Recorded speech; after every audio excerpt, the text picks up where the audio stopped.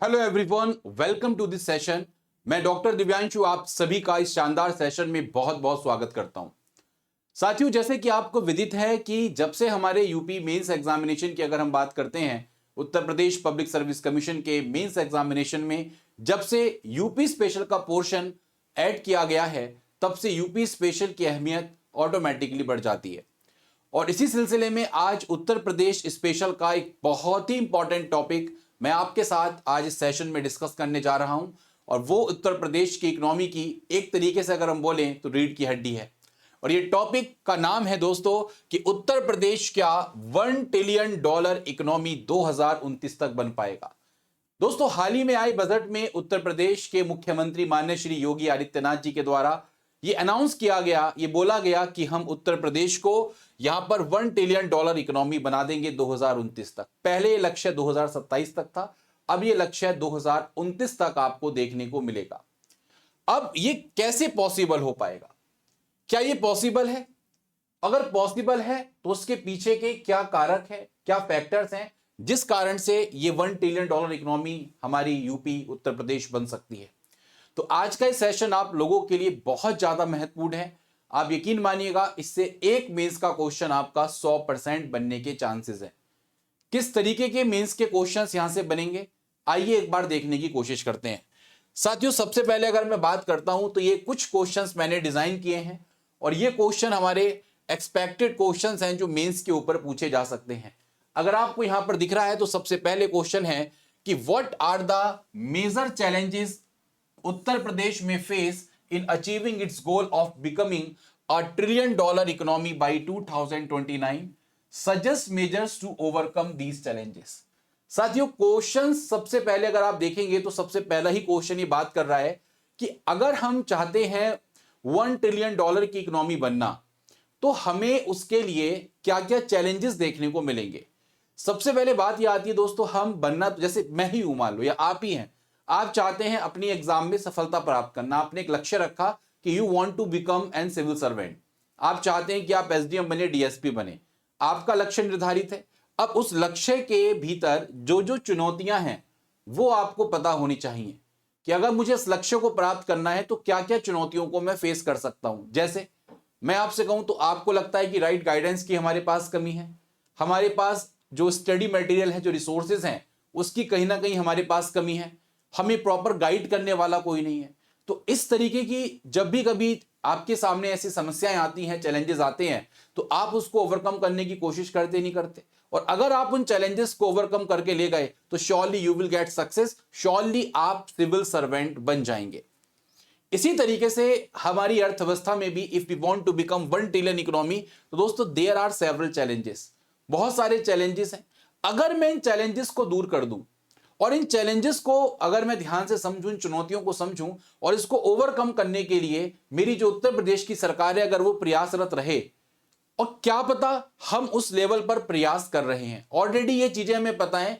जैसे मान लीजिए एक एग्जाम को आप क्वालिफाई करना चाहते हैं तो आपको सब कुछ पता है कि क्या क्या मेजर्स हैं, कि इस मेजर्स को करने से एग्जाम क्वालिफाई हो सकता है, लेकिन सिलेक्शन तो दोस्तों 1% का होता है, राइट। तो इसी तरीके से हमें मेजर्स पता हैं, कौन कौन से मेजर्स हैं, लेकिन उन मेजर्स में भी क्या क्या चैलेंजेस हैं वो हमें सबसे पहले इस क्वेश्चन में डिस्कस करने हैं।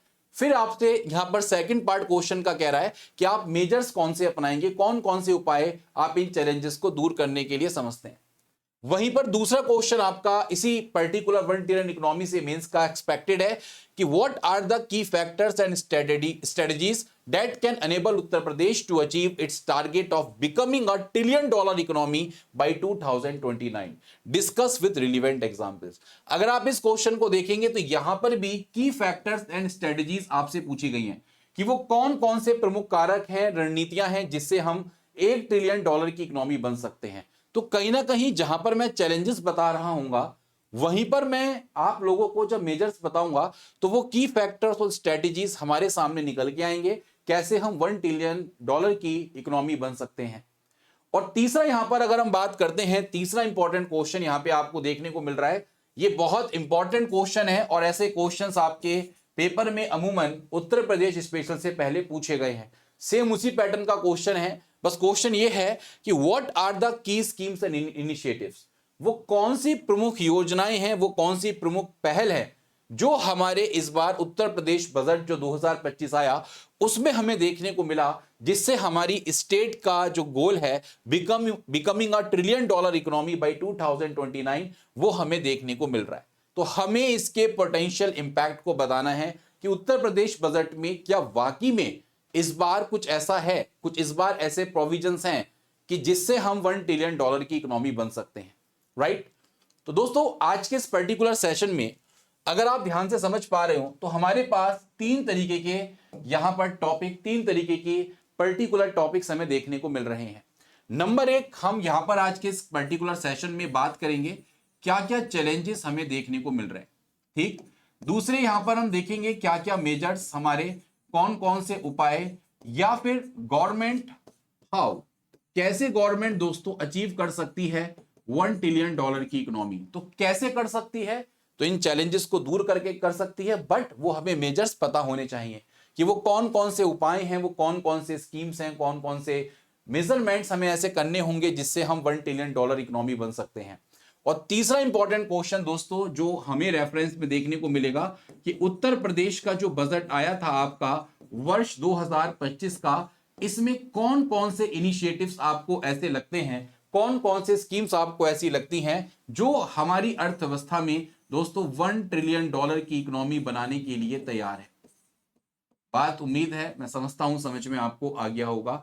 1 ट्रिलियन डॉलर इकोनॉमी कैसे बनेगी, ये तीन तरीके के प्रश्न हमारे आज के सेशन में मैं आपके साथ डिस्कस करूंगा। तो सभी लोग तैयार हैं, एक बार बता दीजिएगा। दोस्तों यहां पे पूरी तरीके से हम एक्सपेक्ट कर रहे हैं कि ये क्वेश्चन आपके मेंस एग्जामिनेशन में रखा हुआ आप लोगों को मिलेगा 100%, ठीक। साथियों अब यहां पर जैसे आपको पता है मेंस क्वेश्चंस की बात करते हैं तो सबसे पहले इंट्रोडक्शन, मेन बॉडी, कंक्लूजन आप लिखते हैं, ठीक है। यहां पे क्योंकि मैं आपको टॉपिक के रूप में सब कुछ पढ़ाने की कोशिश कर रहा हूं तो इंट्रोडक्शन में आप लिख सकते हैं, आप इंट्रोडक्शन में एक छोटा सा इंट्रोडक्शन लिख सकते हैं कि इंडिया जो है यहां पर एक मेजर ग्लोबल इकोनॉमी आपको देखने को मिलेगा। जो भारत है एक प्रमुख वैश्विक अर्थव्यवस्था के रूप में आपको देखने को मिल रहा है। लेकिन साथियों अगर आप सबको पता होगा भारत 5वीं सबसे बड़ी अर्थव्यवस्था है और हमारा अगर हम इंडिया का नेशनल टारगेट देखने की कोशिश करें तो हमारा 2027 तक 5 ट्रिलियन यहां पर डॉलर इकोनॉमी बनने का दोस्तों टारगेट हमारा है। 5 ट्रिलियन डॉलर की इकोनॉमी हम बनने जा रहे हैं, ठीक है, 2027 तक। ये इंडिया की बात है और उत्तर प्रदेश के लिए अब ये टारगेट कितना है, 1 ट्रिलियन डॉलर का, ठीक है। और हम सबसे बड़ी अर्थव्यवस्था वाला राज्य बन पाएंगे नहीं बन पाएंगे इसके बारे में मैं आपसे अब आज के सेशन में डिस्कशन करने की कोशिश करूंगा, ठीक है। तो 2029 हमारा टारगेट है उत्तर प्रदेश का और यहां पर अगर हम 2027 की बात करते हैं तो ये हमारे इंडिया का टारगेट आपको देखने को मिलेगा डॉलर 1 ट्रिलियन, ठीक। इस सब चीज को स्टार्ट करने से पहले हमें यह समझना होगा कि उत्तर प्रदेश का जो करंट स्टेटस है इकोनॉमी का वो क्या कहता है, हमारी जो वर्तमान इकोनॉमी है उसकी क्या कंडीशन है। पहले हम उस पर एक नजर डालते हैं कि उत्तर प्रदेश की करंट इकोनॉमी की क्या कंडीशन है। सबसे पहले हमें जब हम इंट्रोडक्शन लिखते हैं तो इस तरीके के आप स्टेटमेंट लिख सकते हैं जहां पर इंडिया के विजन्स को हम अपने राज्य के विजन से जोड़ने की कोशिश करेंगे और वहीं पर हम कुछ अपने उत्तर प्रदेश की करंट कंडीशन लिखने की कोशिश करेंगे। तो दोस्तों क्या कहती है हमारे उत्तर प्रदेश की करंट इकोनॉमी की कंडीशन। सबसे पहले अगर हम बात करते हैं और हमें पता करना है कि हमारी इकोनॉमी क्या किस रेशो से जा रही है, क्या उसकी फिगर्स हैं, तो उसके बारे में सबसे पहले मैं आपको बता दूं साथियों, अगर हम यहां पर बात करते हैं तो साफ साफ आपको मेंशन किया गया है 2017-18 में जो हमारी इकोनॉमी थी वो साथियों जीएसडीपी की अगर हम बात करते हैं तो 12.89 लाख करोड़ थी। 2024-25 में जो अनुमानित अर्थव्यवस्था की बात की गई है वो 27.51 लाख करोड़, ऑलमोस्ट दोस्तों आप देखोगे तो इसका डबल इकोनॉमी यहां पर हमें देखने को मिली है। आप ये मान के चलें साथियों जो हमारे स्टेट जीडीपी यानी कि जिसको जीएसडीपी की बात करते हैं, ग्रॉस स्टेट डोमेस्टिक प्रोडक्ट, सकल राज्य घरेलू उत्पाद, अगर हम इसकी ग्रोथ रेट की बात करते हैं तो उत्तर प्रदेश की अगर बात की जाए तो नेशनल एवरेज तो 9.6% है, बट उत्तर प्रदेश दोस्तों 11.6% के ग्रोथ रेट से आगे बढ़ रहा है। वहीं पर अगर हम देखेंगे तो हमारी प्रति व्यक्ति आय पर कैपिटा इनकम की अगर हम बात करते हैं तो आज 93,514 रुपीज, 93,514 रुपीज आपको देखने को मिलेगी।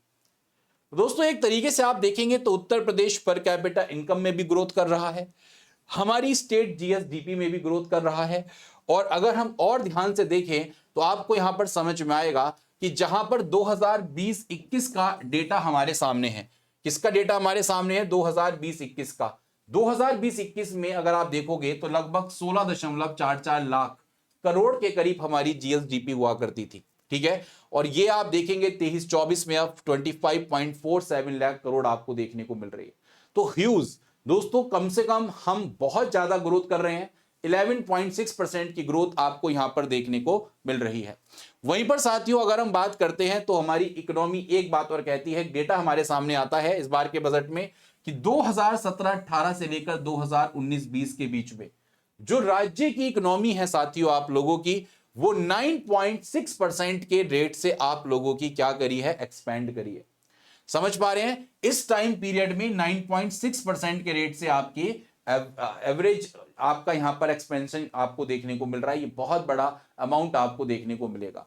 कई सारे डिसरप्शंस हुए, कई सारी दोस्तों दिक्कतें आई कोविड-19 पैंडेमिक के द्वारा, लेकिन स्टेट का अगर आप देखेंगे, यूपी राज्य का हमारा जो रोबस्ट एवरेज ग्रोथ रेट 15.7% आपको देखने को मिलेगा। और ये कब से कब तक का डेटा है दोस्तों, 2021-22 से 2023-24। तो देखो, जब भी कभी हम अपने इंट्रोडक्शन को लिखते हैं तो कुछ डेटा हमें अगर मेंशन कर दें तो एग्जामिनर को लगेगा कि बच्चे को पता है कि भाई उत्तर प्रदेश की जीएसडीपी के बारे में अच्छे तरीके से इसको नॉलेज है। वहीं पर साथियों हमारे मुख्यमंत्री ने 32 लाख करोड़ रुपए का यहां पर GSDP gross state domestic product का टारगेट इस बार रखने की कोशिश की है फॉर यूपी। इस बार हमारे मुख्यमंत्री साहब कह रहे हैं कि हम 25% ग्रोथ रेट के साथ 32 लाख करोड़ रुपए की इस बार का जो जीएसडीपी टारगेट रखा गया है, 32 लाख करोड़ रुपए का रखा गया है। दोस्तों पास्ट जब से आपकी ये कहा जा सकता है कि जब से हमारी योगी सरकार है तब से हम ये कह सकते हैं कि जीडीपी और पर कैपिटा इनकम हमारी जस्ट डबल हो गई है। और इस समय देश के विकास में अगर सबसे बड़ी बात की जाए तो उत्तर प्रदेश एक ग्रोथ इंजन के रूप में आपको देखने को मिलेगा। दोस्तों ये कुछ आंकड़े, जब भी कभी आपके सामने अर्थव्यवस्था की बात हो, जब भी कभी हम अपने इस 1 ट्रिलियन इकोनॉमी के लक्ष्य को प्राप्त करने की बात करें तो हम अपनी वर्तमान कंडीशन को जरूर बताएंगे कि हम इस कंडीशन से आपके यहां पर आगे बढ़ रहे हैं, ठीक है। जैसे आप लोग अपना एग्जाम देंगे तो आपकी परफॉर्मेंस मेजर की जाती है कि आपकी वर्तमान परफॉर्मेंस ये है, आप ये परफॉर्म कर रहे हैं, ठीक है। और पिछले इतने साल में आपका ये परफॉर्मेंस रहा है, तो कोई कहीं ना कहीं हम इससे ये जज कर सकते हैं कि कहीं ना कहीं उत्तर प्रदेश सही डायरेक्शन में आगे बढ़ रहा है। जहां पर पिछले 7 साल में डबल ग्रोथ हमें देखने को मिल रही है, चाहे वो प्रति व्यक्ति आय में हो, चाहे वो आपकी सकल राज्य घरेलू उत्पाद में हो। और वहीं पर दोस्तों अगर हम अपने सारे सेक्टर्स की ग्रोथ की बात करते हैं, हमारे दोस्तों 3 प्रमुख सेक्टर्स होते हैं, एक सर्विस सेक्टर, एक आपका इंडस्ट्रियल सेक्टर और एक आपका अगर हम बोलते हैं तो प्राइमरी सेक्टर। यानी कि there are 3 type of sector, primary, secondary and tertiary. Primary sector वो सेक्टर होता है जो एग्रीकल्चर और उससे रिलेटेड गतिविधियों से संबंधित होता है। इंडस्ट्रियल सेक्टर आप सब जानते हैं, मैन्युफैक्चरिंग वगैरह की हम यहाँ पर बात करते हैं, विनिर्माण की बात करते हैं। और एक होता है हमारा सर्विस सेक्टर, जहां पर सेवा क्षेत्र की बात करते हैं, जहां पे आपके टूरिज्म भी होते हैं, रियल एस्टेट भी होते हैं, फाइनेंस की बात भी होती है और हॉस्पिटैलिटी की बात भी, यहाँ पर आतिथ्य भी इसमें शामिल होता है। दोस्तों याद रखें, सबसे ज्यादा योगदान उत्तर प्रदेश की जीएसडीपी में 46.5% योगदान आपके सर्विस सेक्टर का है। यानी कि 46.5% के साथ हमारा सर्विस सेक्टर आगे बढ़ रहा है।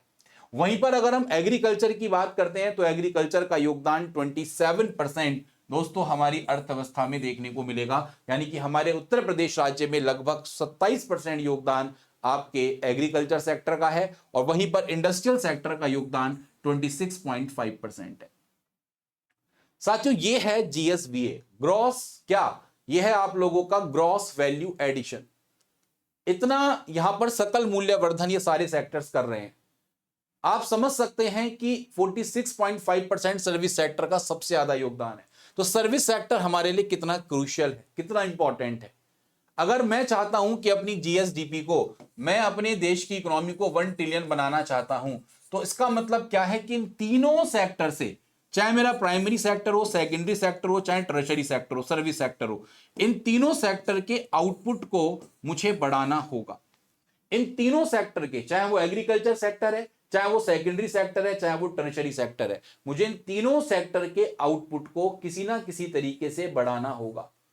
मुझे एग्रीकल्चर का भी डेवलपमेंट करना होगा, मुझे अपने यहां पर इंडस्ट्रियल डेवलपमेंट भी करने होंगे, मुझे सर्विस सेक्टर में भी डेवलपमेंट करने होंगे, तभी मैं दोस्तों 1 ट्रिलियन डॉलर की इकोनॉमी प्राप्त बन पाऊंगा, तभी मेरा उत्तर प्रदेश 1 ट्रिलियन डॉलर की इकोनॉमी बन पाएगा।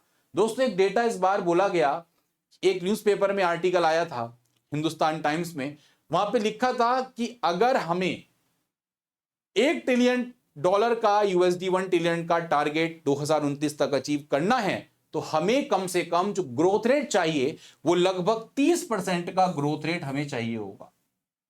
आप समझ सकते हैं, हम इस दर से आगे बढ़ेंगे, then we will be 1 trillion dollar economy by 2029। ये चीज आप अपनी कॉपी पर कहीं पे नोट कर लें, ये सारे इंपॉर्टेंट पॉइंट्स हैं। अब ये मैंने आपको क्यों बताया, मैंने क्यों सब कुछ आपको बताया, इसके पीछे का कारण क्या है?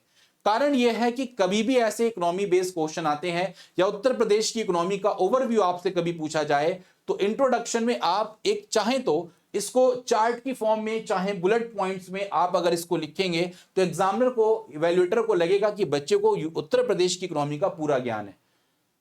सबसे पहले तो खेल डेटा का होता है ना मेरे भाई। सबसे पहले आपको ये पता होना चाहिए ना कि सबसे पहले मान लो मैं कह रहा हूं कि यूपी मेंस में 1500 नंबर का आपका स्कोर है, मुझे यही नहीं पता कि मुझे स्कोर कैसे करना है, मेरी करंट कंडीशन कहां जा रही है, मैं मॉक टेस्ट में कितना परफॉर्म कर पा रहा हूं, कितना परफॉर्म नहीं कर पा रहा, मुझे एग्जैक्टली क्या चाहिए, ये कब पता चलेगा? जब मैं एग्जैक्ट पोजीशन अपनी बता पाऊंगा कि ये मैं इस मार्क पे भी आ रहा हूं और इतना अचीव करने के लिए मुझे इतना इतना डेटा चाहिए। तो हम प्रैक्टिकली डेटा पर खेलेंगे, तो ये डेटा हमारे लिए बहुत क्रूशियल है। उत्तर प्रदेश की तीनों सेक्टर का डेटा आपके पास है, उत्तर प्रदेश की जीएसडीपी का डेटा आपके सामने है, पर कैपिटा ग्रोथ का डेटा आपके सामने है, जो आपको बता रहा है पिछले 7 साल में डबल ग्रोथ हमें देखने को मिली है। ठीक है, तो ये हम कभी भी इस डेटा को दिमाग में हमेशा बैठाते रहेंगे और करने की कोशिश करेंगे। अब साथियों सवाल आता है मेरे पास सबसे बड़ा, अब मैं यहां से चीजें स्टार्ट करूंगा, अपने ऊपर लेके देखो, ऐसे हम उत्तर प्रदेश की इकोनॉमी को अपने जैसा समझने की कोशिश करेंगे। सवाल यह है कि क्या उत्तर प्रदेश 1 ट्रिलियन डॉलर की जो इकोनॉमी प्राप्त करना चाह रहा है, क्या इसमें कौन कौन से चैलेंजेस हमें देखने को मिलते हैं?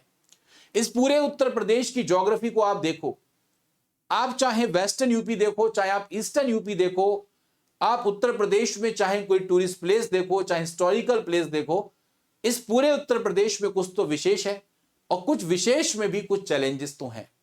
वो चैलेंजेस क्या हैं, सबसे पहले मैं उसका डिस्कशन करूंगा। अगर वो मैंने चैलेंजेस बता दिए और उसके बाद मैंने उन चैलेंजेस का सॉल्यूशन बता दिया, तो क्या मैं 1 ट्रिलियन डॉलर इकोनॉमी को प्राप्त कर पाऊंगा? नहीं कर पाऊंगा? 100% कर पाऊंगा। और एग्जामिनर को खुश करने के लिए, क्योंकि यहां पे 3 क्वेश्चन मैंने आपके साथ पुट किए हैं, तो एक एक स्टेप से हम आगे बढ़ेंगे। ठीक है, पहले मैं आपको चैलेंजेस और मेजर्स बता रहा हूं, फिर हम यूपी बजट को, जो करंट बजट है, उसको वे फॉरवर्ड में यहां पर जोड़ने की कोशिश करेंगे कि क्या क्या यूपी गवर्नमेंट एक्चुअल में कर रही है, यूपी गवर्नमेंट का डेटा क्या कहता है, उसका इवैल्यूएशन कैसा है। ठीक, तो दोस्तों सबसे पहले अगर हम चैलेंजेस की बात करते हैं, तो ये कुछ चैलेंजेस मेरे सामने लिखे हुए हैं। इसमें सबसे पहला चैलेंजेस हमारे सामने है इंफ्रास्ट्रक्चर डेफिसिट, बुनियादी ढांचे की कमी हमारे दोस्तों इकोनॉमी में हमें देखने को मिलती है। कहीं ना कहीं इंफ्रास्ट्रक्चर डेफिसिट हमें देखने को मिलता है। एक एक पॉइंट पे बहुत बारीकी से डिस्कस करूंगा, डोंट वरी अबाउट इट, बस सुनते रहो ध्यानपूर्वक। इंफ्रास्ट्रक्चर डेफिसिट हमें देखने को मिलता है।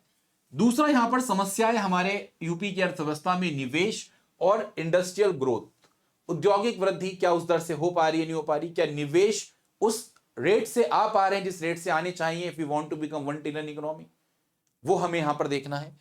तीसरा, हमारे देश में एजुकेशन का, कौशल में जो अंतराल आ रहा है और जो एम्प्लॉयमेंट है, रोजगार है, उसकी क्या कंडीशन है।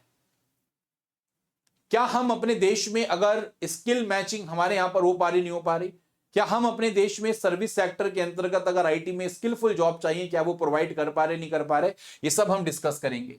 नेक्स्ट, एग्रीकल्चर और रूरल डेवलपमेंट, कृषि और ग्रामीण विकास की क्या भूमिका हमें देखने को मिलती है।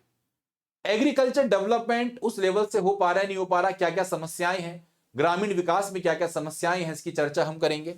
कौन कौन से चैलेंजेस यहां पर देखने को मिलेंगे। उसके अलावा कानून और व्यवस्था, गवर्नेंस, भ्रष्टाचार और नीति क्रियान्वयन किस तरीके से हमारे देश राज्य के अंतर्गत किए जा रहे हैं, उसमें क्या इनमें सब में क्या समस्याएं देखने को मिल रही हैं और कैसे हम इसको ओवरकम करेंगे, इसके बारे में चर्चा करेंगे। फिर हम शहरीकरण और स्मार्ट सिटीज के बारे में बात करेंगे कि शहरीकरण और स्मार्ट सिटीज का क्या समस्याएं हैं ऐसी जो ऑब्स्टिकल बन सकती हैं for reaching the $1 trillion economy. इसी तरीके से हमारे देश में निजी क्षेत्र और माइक्रो स्मॉल मीडियम एंटरप्राइजेस की जो ग्रोथ है वो कैसे हिंड्रेंस हमें देखने को मिल रही है और उसके ओवरकम कैसे करेंगे। पर्यावरणीय और एनर्जी चैलेंजेस, ऊर्जा चुनौतियां कौन कौन सी हैं, एनर्जी क्राइसिस है नहीं, पावर सप्लाई सही तरीके से आ रही नहीं आ रही, इन सबके बारे में चर्चा करेंगे। वहीं पर दोस्तों टूरिज्म और कल्चरल इकोनॉमी, पर्यटन और सांस्कृतिक अर्थव्यवस्था के बारे में चर्चा करेंगे कि कैसे हमारे देश में क्या टूरिज्म और कल्चरल इकोनॉमी जिस तरीके से परफॉर्म करनी चाहिए क्या वो उस तरीके से परफॉर्म कर रही है या नहीं कर रही, इसके बारे में जानेंगे। एंड दोस्तों last, health care and social development, या आप कह सकते हो ह्यूमन रिसोर्स के बारे में कि हमारे देश का जो ह्यूमन रिसोर्स है, मानव संसाधन है, हेल्थ केयर सोशल डेवलपमेंट में क्या हर्डल्स हमें देखने को मिल रहे हैं। ठीक है, तो दोस्तों सबसे पहले हम चैलेंजेस के बारे में बात करेंगे, फिर हम देखेंगे क्या हमें करना है। दोस्तों मेरे को बहुत ध्यान से सुनेंगे, जो मैं बातें बोलता जाऊं इंपॉर्टेंट पॉइंट अपनी कॉपी पे नोट करते जाइएगा, सबसे इंपॉर्टेंट बात। और इसकी पीडीएफ आपके साथ में साझा कर दूंगा, don't worry about it. But सबसे पहले आपका काम है कान खोलकर सुनना। जो मैं चीजें आपको बता रहा हूं वो आप अपने सबकॉन्शियस माइंड में फीड कर कर चलें तो श्योरली आपको यहां पर सफलता मिलेगी। ठीक दोस्तों, सबसे पहले हम बात करते हैं किसकी, इंफ्रास्ट्रक्चर डेफिसिट की। सबसे पहले हम किसकी बात करेंगे, इंफ्रास्ट्रक्चर डेफिसिट। यानी कि अगर हम बात करते हैं तो यहां पर किसकी बात करें, बुनियादी ढांचे में हमें क्या कमी देखने को मिलती है, क्या ये एक ऑब्स्टिकल है हमारी इकोनॉमी को 1 ट्रिलियन पहुंचाने में, बुनियादी ढांचे में कमी। दोस्तों अगर हम इसको समझने की कोशिश करें तो आपको मैं बताना चाहूंगा बहुत ही इंपॉर्टेंट टॉपिक है। इंफ्रास्ट्रक्चर एक बहुत बड़ा कोर टॉपिक होता है, एक रीढ़ की हड्डी होता है। ठीक है, देखिए हम अगर उत्तर प्रदेश की बात करते हैं तो इस उत्तर प्रदेश ने दोस्तों हमने कई सारे इंफ्रास्ट्रक्चर ग्रोथ हम देख रहे हैं। Uttar Pradesh has seen infrastructure growth. हम आज देखें तो हमारे पास एक्सप्रेस वे भी हमें देखने को मिलेंगे, हमारे पास एक्सप्रेस वे भी हैं, हम कहीं ना कहीं एयरपोर्ट डेवलपमेंट पर भी काम कर रहे हैं, हमारे यहाँ एयरपोर्ट्स भी हैं, हमारे यहाँ पर हमने औद्योगिक गलियारे भी बना रखे हैं, इंडस्ट्रियल कॉरिडोर भी बना रखे हैं। समझ में आ रही है, हमने इंडस्ट्रियल कॉरिडोर्स, औद्योगिक गलियारे भी बना रखे हैं, सब कुछ बना रखा है। इन सभी के बावजूद भी आज हमारा जो इंफ्रास्ट्रक्चर की अगर हम उत्तर प्रदेश की बात करते हैं तो इसमें हमें कुछ चीजों में सुधार की आवश्यकता है। आप कहोगे सर किस चीज में सुधार करेंगे, तो सबसे पहले दोस्तों हमें इंप्रूवमेंट की आवश्यकता है। आप कहोगे सर किस चीज में सुधार की आवश्यकता हमें देखने को मिल रही है, तो सबसे पहले दोस्तों हमारे यहां पर लॉजिस्टिक्स में बहुत समस्याएं हैं। लॉजिस्टिक आप समझते होंगे जिसको हिंदी में रसद बोलते हैं। रसद की लॉजिस्टिक एक्टिविटीज बहुत ज्यादा ये बैकवर्ड नेचर में आपको देखने को मिलेंगी। अगर हम देखें दोस्तों तो कनेक्टिविटी का इशू आज भी हमें कहीं ना कहीं देखने को मिलता है। रीजनल कनेक्टिविटी बहुत प्रॉपर तरीके से नहीं है, याद रखें। और अभी भी हम अगर देखें तो हमारे उत्तर प्रदेश के शहरों का जिस फेज में डेवलपमेंट होना चाहिए उस फेज में डेवलपमेंट हमें देखने को नहीं मिलेगा। ये दोस्तों अभी उत्तर प्रदेश में सब कुछ है, हम सब कुछ ग्रोथ देख रहे हैं, ये हम इंफ्रास्ट्रक्चर ग्रोथ देख रहे हैं अपने यहां पर, बट स्टिल आप देखेंगे तो हमें लॉजिस्टिक कनेक्टिविटी और अर्बन डेवलपमेंट में इंप्रूवमेंट करने की आवश्यकता है, ये बात ध्यान रखें। ठीक, इसके अलावा इंफ्रास्ट्रक्चर डेफिसिट की अगर मैं बात करता हूं तो और हमें क्या मेजर समस्याएं देखने को मिलती हैं दोस्तों, दो समस्याएं और हम यहां पे मेजर करना चाहूंगा। एक हमारे सामने यहां पर समस्या है, अगर हम देखें तो पावर सप्लाई इश्यूज आपको देखने को मिलेंगे। यानी कि जो पावर सप्लाई है, जो बिजली की आपूर्ति है उसकी समस्या आज भी है। और दूसरी समस्या हमें देखने को मिलती है inadequate transport network. Inadequate transport network का मतलब क्या है कि अपर्याप्त जो परिवहन नेटवर्क है वो आज भी गांव के क्षेत्र में अभी तक नहीं देखने को मिला। ठीक, बात समझ में आ रही नहीं समझ में आ रही? रूरल सेक्टर्स की बात करते हैं, रूरल एरियाज की बात करते हैं, तो अभी भी यहां पर रूरल एरियाज में उत्तर प्रदेश में पावर सप्लाई के इश्यूज और ट्रांसपोर्ट नेटवर्क्स अभी भी अपर्याप्त परिवहन नेटवर्क हमें देखने को मिलता है। और ये कहीं ना कहीं दोस्तों हमारे इंफ्रास्ट्रक्चर में एक बुनियादी ढांचे में कमी देखने को मिलेगा। ठीक, बात समझ में आई? वहीं पर ये तो समस्याएं हैं ही, इसके साथ साथ अगर आप देखेंगे तो इंफ्रास्ट्रक्चर में और कैसी समस्याएं हमें देखने को मिल रही हैं। एक समस्या दोस्तों हमें देखने को मिलती है सबसे important, that is funding shortage, वित्त पोषण में कमी। हमारे देश में लार्ज स्केल हम प्रोजेक्ट्स की बात तो करते हैं, लेकिन उसके लिए लार्ज स्केल प्रोजेक्ट्स के लिए हमें क्या चाहिए? हाई इन्वेस्टमेंट चाहिए। कई बार ये देखा जाता है कि फंडिंग शॉर्टेज हो जाती है, कई बार वित्त पोषण की कमी हो जाती है, जिस कारण से लार्ज स्केल प्रोजेक्ट्स अनाउंस तो कर दिए जाते हैं, लेकिन वो कहीं ना कहीं फाइनेंशियल कॉन्स्टेंट के कारण दिक्कत पैदा कर देते हैं। इसके अलावा साथियों, कई बार हमारे इंफ्रास्ट्रक्चर में कोई मान लो एक्सप्रेस वे बनने जा रहा है, या कहीं पर कोई एयर कनेक्टिविटी बनने जा रही है, कहीं बहुत बेहतरीन तरीके से, कहीं पे रोड नेटवर्क अच्छा बनने जा रहा है, तो साथियों कई बार क्या होता है, लैंड एक्विजिशन डिले आपको देखने को मिलते हैं, भूमि अधिग्रहण में देरी आपको देखने को मिलती है। कई सारे हमारे रोड के आपके प्रोजेक्ट्स हैं, रेल प्रोजेक्ट्स हैं, एयरपोर्ट प्रोजेक्ट्स हैं, वो सिर्फ और सिर्फ लैंड एक्विजिशन डिले एक बहुत बड़ी समस्या हमारे पर्टिकुलर यूपी में देखने को मिलेगी। इसके अलावा दोस्तों शहरी भीड़, ये एक बहुत बड़ी समस्या है। आज आप देखते हैं कि जो हमारा शहर है उसमें ओवर क्राउडिंग आपको देखने को मिलती है, और कहीं ना कहीं ओवर क्राउडिंग दोस्तों क्या कर रही है? ग्रोथ में हिंडर्स पैदा कर रही है। शहरों में भीड़ भाड़ दोस्तों विकास को प्रभावित करती है, इस बात को ध्यान रखें। ठीक, तो दोस्तों सबसे पहली समस्या मेरे सामने किसकी आई? Infrastructure deficit. और इंफ्रास्ट्रक्चर डेफिसिट में मैंने आपको बताया कि हम एक्सप्रेसवे, एयरपोर्ट, इंडस्ट्रियल कॉरिडोर में मजबूती तो शो कर रहे हैं, बट दिक्कत क्या आ रही है दोस्तों? दिक्कत आ रही है कि किस चीज में दिक्कत आ रही है, किस चीज में परेशानी आ रही है? कि भैया अभी भी हम लॉजिस्टिक, कनेक्टिविटी और अर्बन डेवलपमेंट प्रॉपर तरीके से नहीं कर पाए। गांव में पावर सप्लाई का इशू है, ट्रांसपोर्ट नेटवर्क आज भी पर्याप्त हमें देखने को मिलेंगे। इसके साथ साथ साथियों अगर हम देखेंगे तो फंडिंग शॉर्टेज की समस्या हमारे सामने रहती है, वहीं पर भूमि अधिग्रहण में देरी हमें देखने को मिलती है, और शहरी भीड़ हमें देखने को मिलती है। दोस्तों अगर ये सब चीजें मैं इसका सॉल्यूशन कर दूं, अगर मेरी उत्तर प्रदेश की सरकार इन सभी समस्याओं का निवारण कर दे और इंफ्रास्ट्रक्चर एक तरफ डेवलप होना शुरू हो जाए बहुत बेहतरीन तरीके से, तो क्या इससे मेरी इकोनॉमी बूस्ट कर सकती है? बिल्कुल कर सकती है। वो क्या प्रयास होंगे उसकी चर्चा थोड़ी ही देर में करेंगे, डोंट वरी अबाउट इट।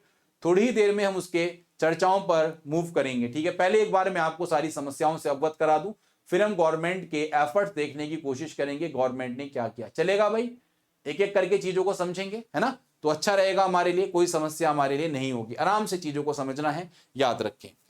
दूसरा अगर हम यहां पर पहलू देखने की कोशिश करें दोस्तों, दूसरा जो समस्या हमारी इकोनॉमी में हमें देखने को मिलती है, या हम 1 ट्रिलियन इकोनॉमी का जो टारगेट लेके चल रहे हैं, $1 ट्रिलियन की इकोनॉमी का, उसमें दूसरी समस्या है, क्या बताई थी मैंने आप लोगों को?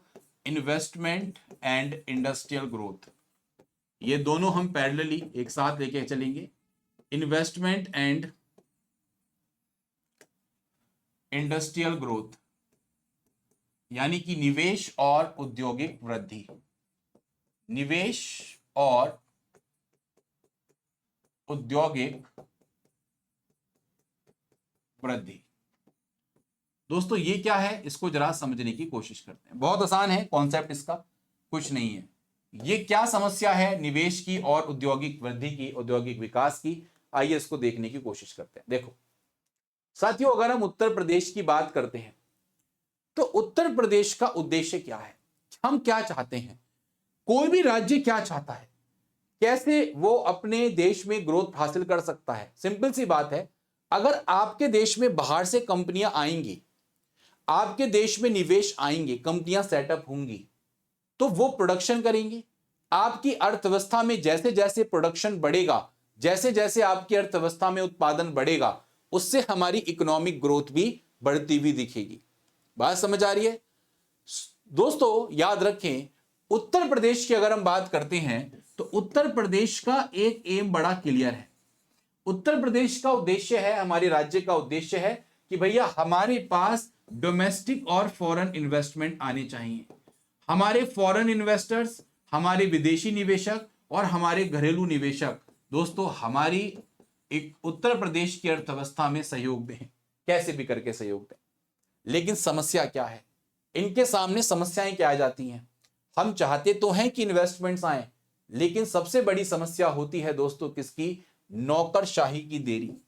एक समस्या हमें देखने को मिलती है इसमें, नौकरशाही की देरी, यानी कि ब्यूरोक्रेटिक डिलेज। ये बहुत बड़ी समस्या है। ब्यूरोक्रेसी, जो हमारे अथॉरिटीज हैं वो कई बार क्या करते हैं, चीजों को डिले करने की कोशिश करते हैं। अरे बोलो, बात समझ में आई नहीं समझ में आई, क्या बोल रहा हूं। यहां पर अगर मैं बात कर रहा हूं तो ब्यूरोक्रेटिक आपके डिलेज हैं, वो एक मेजर समस्या आपको देखने को मिलेगी इन सब चीजों में। दूसरी समस्या मैंने अभी आपको बताई थी लैंड एक्विजिशन में। कई बार कोई निवेशक कंपनी इन्वेस्ट करना चाहता है तो कई बार ऐसा होता है जिस भूमि पर वो अधिग्रहण करना चाहते हैं, लैंड एक्विजिशन इश्यूज या भूमि अधिग्रहण की समस्याएं आपको देखने को मिलती हैं। बात समझ में आई। और सबसे इंपॉर्टेंट क्या होता है कि जिन नीतियों के कारण कोई इन्वेस्टर्स उत्तर प्रदेश में आना चाह रहा है तो कई बार यह देखने को मिलता है कि जो पॉलिसी है उसके एग्जीक्यूशन में गैप आपको देखने को मिलता है। यानी कि जो नीतियां हैं हमारी दोस्तों उसमें नीति क्रियान्वयन में कोई भी नीति क्रियान्वयन की अगर हम बात कर रहे हैं तो उसमें आपको क्या देखने को मिल रहा है, अंतराल देखने को मिल रहा है। समझ पा रहे हैं दोस्तों। तो इन्वेस्टमेंट्स हम चाहते तो हैं कि हम टूरिस्ट मतलब हम डोमेस्टिक और फॉरेन इन्वेस्टमेंट्स को अट्रैक्ट करें। उत्तर प्रदेश का हमेशा उद्देश्य रहा है कि हमारे पास निवेश अच्छे खासे होने चाहिए, but bureaucratic delay, land acquisition आपके इश्यूज और पॉलिसी एग्जीक्यूशन गैप्स एक बहुत बड़ी समस्या हमारी अर्थव्यवस्था में, यूपी की अर्थव्यवस्था में क्रिएट करते हैं। ठीक, तो हमारे राज्यों को क्या चाहिए, उत्तर प्रदेश को क्या करना है। उत्तर प्रदेश इस चीज को इंश्योर करे, उत्तर प्रदेश गवर्नमेंट, कि हम जो इन्वेस्टमेंट्स आ रहे हैं तो हम ऐसे रिफॉर्म्स करें जो बिजनेस फ्रेंडली आपके रिफॉर्म्स हो। हमें बिजनेस फ्रेंडली रिफॉर्म्स करने चाहिए कि बिजनेस को वो क्या करते हो, सपोर्ट करते हो। इसको लेकर ईज ऑफ डूइंग बिजनेस में क्या यूपी गवर्नमेंट ने करा उसके बारे में चर्चा करेंगे। तो ईज ऑफ डूइंग बिजनेस यानी कि बिजनेस करने में आपके राज्य में आसानी हो, वो हमें रिफॉर्म्स यहां पर करने की आवश्यकता है। ठीक है, और हमें जरूरी है कि हम बिजनेस फ्रेंडली रिफॉर्म्स का इंप्लीमेंटेशन करें, बहुत अच्छे तरीके से करें, निर्बाध क्रियान्वयन करें। ठीक है, ये हमें सुनिश्चित करना होगा। और क्यों करना होगा, क्योंकि we want to ease of doing business, हम व्यापार में चाहते हैं कि दोस्तों आसानी हो सके। ठीक, अब उत्तर प्रदेश सरकार ने इसके लिए क्या क्या किया इसके बारे में बाद में चर्चा करेंगे। ठीक है, इसके बारे में बहुत विस्तृत रूप से चर्चा करेंगे, क्या क्या समस्याएं हैं, क्या क्या चीजें हमें देखने को मिलती हैं। लेकिन एक मेरे पास पीएचडी जो चैम्बर है आपका, उसका एक आर्टिकल मैंने पढ़ रहा था उत्तर प्रदेश की इकोनॉमी को लेके। मैं थोड़ा सा उसके बारे में आपको क्लियर करता हूं। तो ये तो इन्वेस्टमेंट का खेल रहा, थोड़ा सा जरा इंडस्ट्रियल ग्रोथ भी देखने की कोशिश करते हैं कि उत्तर प्रदेश क्या है, उत्तर प्रदेश के पास क्या वाकई में इश्यूज, तो हम बात कर रहे हैं, इश्यूज की चर्चा कर रहे हैं, तो क्या उत्तर प्रदेश के पास वास्तविकता में इस चीज का पोटेंशियल है या नहीं। दोस्तों मैं आपको बताना चाहूंगा, उत्तर प्रदेश ने अपने आप को, याद रखें, मेजर मैन्युफैक्चरिंग हब बना रखा है। उत्तर प्रदेश, जो हमारा प्यारा उत्तर प्रदेश है, ये मेजर मैन्युफैक्चरिंग हब आपको देखने को मिलेगा। अब आप कहोगे सर ये किस चीज का प्रमुख विनिर्माण केंद्र आपको देखने को मिलता है। मैं हिंदी इंग्लिश दोनों का यूज कर रहा हूं। किस चीज का प्रमुख विनिर्माण केंद्र आपको देखने को मिलेगा। तो याद रखें साथियों, हम उत्तर प्रदेश की अगर बात करते हैं तो उत्तर प्रदेश ने, चाहे इलेक्ट्रॉनिक्स मार्केट हो, चाहे इलेक्ट्रॉनिक्स क्षेत्र हो, चाहे दोस्तों टेक्सटाइल की बात हम करें, चाहे कपड़े उद्योग की बात करें, टेक्सटाइल की बात करें, चाहे हम ऑटोमोबाइल्स की बात करें, ठीक है, ऑटोमोबाइल्स की बात करें, अरे बोलो क्लियर है, ऑटोमोबाइल्स की बात करें, चाहे हम फूड प्रोसेसिंग की बात करें, खाद्य प्रसंस्करण उद्योगों की बात करें, फूड प्रोसेसिंग की बात करें, या फिर दोस्तों हम फार्मास्यूटिकल्स की बात करें। किसकी बात करें, फार्मास्यूटिकल्स की। फार्मास्यूटिकल्स के बारे में आप सब लोग अच्छे तरीके से जानते नहीं जानते, यस और नो। फार्मास्यूटिकल्स की अगर हम बात करें दोस्तों, याद रखिएगा इन सभी क्षेत्रों में उत्कृष्ट प्रदर्शन हमारे उत्तर प्रदेश का है। और इन सभी क्षेत्र में अगर हम बात करेंगे तो Uttar Pradesh major manufacturing hub आप लोगों को देखने को मिलेगा। उत्तर प्रदेश इन सभी क्षेत्रों में मेजर मैन्युफैक्चरिंग हब है। इतना पोटेंशियल हमारे उत्तर प्रदेश के पास आज की डेट में देखने को मिल रहा है। बात समझ में आई? ऐसा क्यों है, इसके पीछे का तर्क क्या है, क्यों हम बहुत अच्छा यहां पर हमारे इन्वेस्टर्स को भी हम अट्रैक्ट कर पा रहे हैं, है ना। जैसे मैंने चैलेंज बोला कि हमें, हमारा उत्तर प्रदेश का एम है कि we want to attract the investment, हमें इन्वेस्टमेंट अट्रैक्ट करना है। क्या है हमारे पास ऐसा? तो दोस्तों हमारे पास है, हमारे राज्य के पास है क्या, एक स्ट्रेटेजिक लोकेशन। हमारी जो लोकेशन है बहुत प्यारी है नॉर्थ में दोस्तों, हमें वो मेजरली हर तरफ से हमें कनेक्ट करती है। हमारे पास एक रणनीतिक स्थिति है, एक स्ट्रेटेजिक लोकेशन है, ठीक है। और हमारे उत्तर प्रदेश में अगर आप देखेंगे तो जैसे कि अभी मैं लॉजिस्टिक की समस्या बता रहा था, तो हाल ही के कुछ वर्षों में अगर आप देखेंगे तो उत्तर प्रदेश में इन्वेस्टमेंट्स, निवेश आपको देखने को मिले हैं। अगर हम बात करें तो उत्तर प्रदेश में लॉजिस्टिक्स में आपको इन्वेस्टमेंट्स देखने को मिले, खूब सारे इन्वेस्टमेंट्स आपको देखने को मिले लॉजिस्टिक इंफ्रास्ट्रक्चर में। तो जब हमारे उत्तर प्रदेश में लॉजिस्टिक में इन्वेस्टमेंट्स देखने को मिले तो उत्तर प्रदेश एक तरीके से प्रतिस्पर्धात्मकता को यहां पर बढ़ाएगा, यहां पर कंपटीशन क्रिएट करेगा पूरे राज्यों के लिए। और सबसे इंपॉर्टेंट बात, क्योंकि स्ट्रेटेजिक लोकेशन है, हमारे लॉजिस्टिक्स में भी इन्वेस्टमेंट्स हुए हैं, तो अब क्या हो रहा है कि जो डोमेस्टिक और इंटरनेशनल इन्वेस्टर्स हैं, जो घरेलू और अंतरराष्ट्रीय निवेशक हैं, वो उत्तर प्रदेश में आज की डेट में क्या करना चाहते हैं, निवेश करना चाहते हैं। उनके लिए एक प्रेफर्ड डेस्टिनेशन उत्तर प्रदेश आपको देखने को मिलेगा। बात समझ में आई, नहीं समझ में आई? बात समझ में आई? क्लियर बात? हाँ जी। और इसी तरीके से एक और चीज मैं आपको यहां पर बताना चाहता हूं, सबसे इंपॉर्टेंट, हमने ईज ऑफ डूइंग बिजनेस को, किसको, ये एक डॉक्यूमेंट का डेटा मैं आपके साथ प्रदर्शित कर रहा हूं। ईज ऑफ डूइंग बिजनेस की अगर मैं बात करता हूं दोस्तों, व्यापार में आसानी के लिए, तो हमने कई सारे रेगुलेटरी रिफॉर्म्स किए हैं, कई सारे विनियामक हमने सुधार अपने ईज ऑफ डूइंग बिजनेस के नेचर में किए हैं, जिसमें सबसे इंपॉर्टेंट सुधार है सिंगल विंडो क्लियरेंस सिस्टम। एकल खिड़की का मतलब क्या होता है कि आप आए, आपको एक ही बार में आपको सारे अप्रूवल्स मिल जाएंगे, कोई बड़ी बात नहीं है। और अगर आप यूपी के अंतर्गत व्यवसाय शुरू करना चाहते हैं तो हम सारी प्रक्रियाओं को आपकी सुव्यवस्थित कर देंगे। बात समझ में, नहीं समझ में? क्लियर है बात? और दूसरी बात, उत्तर प्रदेश में एक और चीज यहां पर देखने को मिली, जब से हमने डिजिटलीकरण पर दौड़ दिया है या बुनियादी ढांचे के हमने उत्तर प्रदेश में विकास किए हैं, तो एक उत्तर प्रदेश के लिए हमारे जो उद्योग हैं, जो एमएसएमई हैं, उनके लिए अब एक कैसा माहौल बन गया है, ये कंडक्टिव, अनुकूल माहौल हमें देखने को मिलेगा। तो दोस्तों मैं उम्मीद करता हूं ये बात आपको समझ में आ गई होगी, क्या है, क्या कॉन्सेप्ट है। और इसी को ध्यान में रखते हुए मैं आपको बताता हूं कि 90 लाख एमएसएमई, ये मैं आप लोगों को वर्तमान कंडीशन बताने की कोशिश कर रहा हूं, प्रेजेंट कंडीशन, कि कैसे उत्तर प्रदेश में इन्वेस्टमेंट और इंडस्ट्रीज का वर्तमान परिदृश्य क्या देखने को मिल रहा है।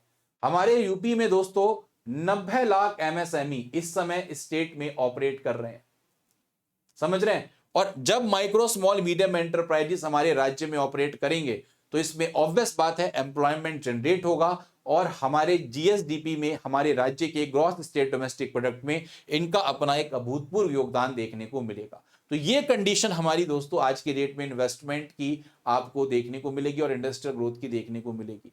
और एक डेटा मैं आपके साथ और डिस्कस यहां पे करूंगा जो एफडीआई को लेकर है।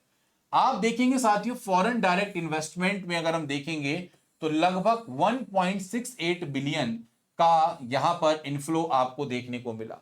अक्टूबर 2019 से जून 2024 तक उत्तर प्रदेश राज्य में इतना एफडीआई आपको देखने को मिला। और हम दोस्तों 8-10वें नंबर पर भारत में एफडीआई के जो रैंकिंग है उसमें देखने को मिलेंगे। और ज्यादातर इन्वेस्टमेंट्स कहां पे हुए हैं, हमारे यहां पर आईटी में, टेक्सटाइल में, इलेक्ट्रिक व्हीकल्स में और लॉजिस्टिक्स में ज्यादातर एफडीआई हमारे राज्य में, उत्तर प्रदेश राज्य में देखने को मिले हैं। ठीक है, बात समझ आ रही, नहीं समझ में आ रही? और हमारे यहां पे अगर हम बात करते हैं एक्सपोर्ट की, तो कहीं ना कहीं जो हैंडीक्राफ्ट है, हमारे हस्तशिल्प, उनका एक्सपोर्ट हमारे यहां पे उत्तर प्रदेश में हैंडीक्राफ्ट ट्रेडिशनल इंडस्ट्रीज बहुत सारी हैं। ठीक है, हैंडीक्राफ्ट उद्योग हैं या फिर आपके हैंडलूम है, हथकरघा उद्योग हैं, तो इसका काफी प्रचलन है, इनका काफी एक्सपोर्ट हमारे यहां पर देखने को मिलता है। ठीक है, तो ये सब चीजें, जैसे मान लो हम कहते हैं कि हैंडीक्राफ्ट का एक्सपोर्ट बहुत ज्यादा है, तो ये हमारे लिए ग्रोथ ड्राइवर है, नहीं है? जब हम एक्सपोर्ट करेंगे पैसा बाहर से आएगा नहीं आएगा? आएगा। और दूसरा, हम ग्लोबल सप्लाई चेन से यहां पर जुड़ते हुए दिखेंगे, वैश्विक जो आपूर्ति श्रृंखला है उससे हम जुड़ते हुए दिखेंगे। ठीक है भाई, तो ये कुछ करंट कंडीशंस हैं आपकी इन्वेस्टमेंट्स की और इंडस्ट्रीज की हमारे उत्तर प्रदेश में। अब इसके बारे में और चर्चा करेंगे कि कैसे उसमें सुधार किए जाएंगे। हमारी गवर्नमेंट का डेटा तो आपके सामने आ गया, करंट कंडीशंस क्या है, लेकिन और कैसे सुधार किए जाएंगे इसके बारे में चर्चा करेंगे, क्योंकि ये बहुत इंपॉर्टेंट टॉपिक है। ये अलग से आप लोगों का उत्तर प्रदेश इकोनॉमी में अलग से मेंस का क्वेश्चन आपसे पुट किया जा सकता है, पूछा जा सकता है। ठीक, चलिए अब हम दोस्तों बात करते हैं इसके। अभी सॉल्यूशंस मैं आपको नहीं बता रहा, सिर्फ मैं समस्याएं बता रहा हूं अभी। तो तीसरी समस्या हमारे यहां पर आपको देखने को मिलेगी, that is education, skill gap and employment. तीनों ही समस्याएं दोस्तों उत्तर प्रदेश में बहुत ज्यादा है। हमारे यहां पर हमारे राज्य का जो यूथ है दोस्तों, उसको रोजगार की समस्या अच्छी खासी देखने को मिलती है। अच्छी खासी समस्या है रोजगार की, अच्छा खासा स्किल गैप है, अच्छी खासी एजुकेशन का स्तर लोअर जा रहा है। मतलब क्या है, जरा ध्यान से समझें दोस्तों। मेरी इंडस्ट्रीज में जैसे मान लीजिए अभी आपने देखा एफडीआई आई आईटी सेक्टर में। अब आईटी सेक्टर को जरूरत है स्किलफुल लोगों की, जिनके अंदर स्किल हो, जिनको काम आता हो। लेकिन हमें क्या लगता है कि जो जॉब हम ऑफर कर रहे हैं उसमें स्किल मैच नहीं हो पा रहा। जो स्किल एक एम्प्लॉयर को चाहिए वो एम्प्लॉइज के पास है ही नहीं। तो इससे क्या हो रहा है दोस्तों कि कई बार ये लैकिंग होती है किसकी, एम्प्लॉयमेंट की, और इसको बोलते हैं स्ट्रक्चरल अनएम्प्लॉयमेंट, संरचनात्मक बेरोजगारी। और ये भारत में बहुत ज्यादा है। संरचनात्मक बेरोजगारी का मतलब है कि जिस स्किल सेट्स के लोग हमें चाहिए वो स्किल्स है ही नहीं, और फिर रोजगार के रेट नहीं होते। एक समस्या बहुत ज्यादा है। ठीक है, ये बात समझ, जो इंडस्ट्रीज की नीड है और जो स्किल्स हमें चाहिए उसमें एक बहुत बड़ा मिसमैच हमें देखने को मिल रहा है। इसके अलावा पुअर क्वालिटी ऑफ एजुकेशन हमें देखने को मिलती है। पुराना पाठ्यक्रम है ना, और इंडस्ट्रीज अलाइनमेंट बहुत कम है। मतलब जो आपको इंजीनियरिंग करवाई जा रही है या आप जो भी ट्रेनिंग्स कर रहे हैं, जो भी पढ़ रहे हो, वो इंडस्ट्री स्पेसिफिक नहीं है, आपको जॉब ओरिएंटेड अप्रोच पे लेके नहीं जा रहा। एक बहुत बड़ी समस्या ये उत्तर प्रदेश में देखने को मिली। ठीक, अब इसमें आप देखेंगे तो एक और चीज है, हमारे राज्य के अंतर्गत हमारी उत्तर प्रदेश गवर्नमेंट ने पिछले कई वर्षों में वोकेशनल ट्रेनिंग पे बहुत ध्यान दिया। व्यावसायिक प्रशिक्षण, पता लगा उसमें भी कम नामांकन है, उसमें भी लो एनरोलमेंट हमें देखने को मिले। बात समझ में आई? तो इसका मतलब क्या है कि अगर हम वोकेशनल ट्रेनिंग भी लोगों को प्रोवाइड कर रहे हैं तो फिर दोबारा से वोकेशनल ट्रेनिंग क्यों प्रोवाइड की जा रही है? जिससे लोगों में स्किल्स बढ़ सके, जिससे लोगों में कौशल बढ़ सके। राइट, और कौशल फिर नहीं बढ़ रहा क्योंकि आपके वोकेशनल ट्रेनिंग्स जो हैं वो उसमें नामांकन ही कम है, कम बच्चे यहां पर आपको देखने को मिल रहे हैं।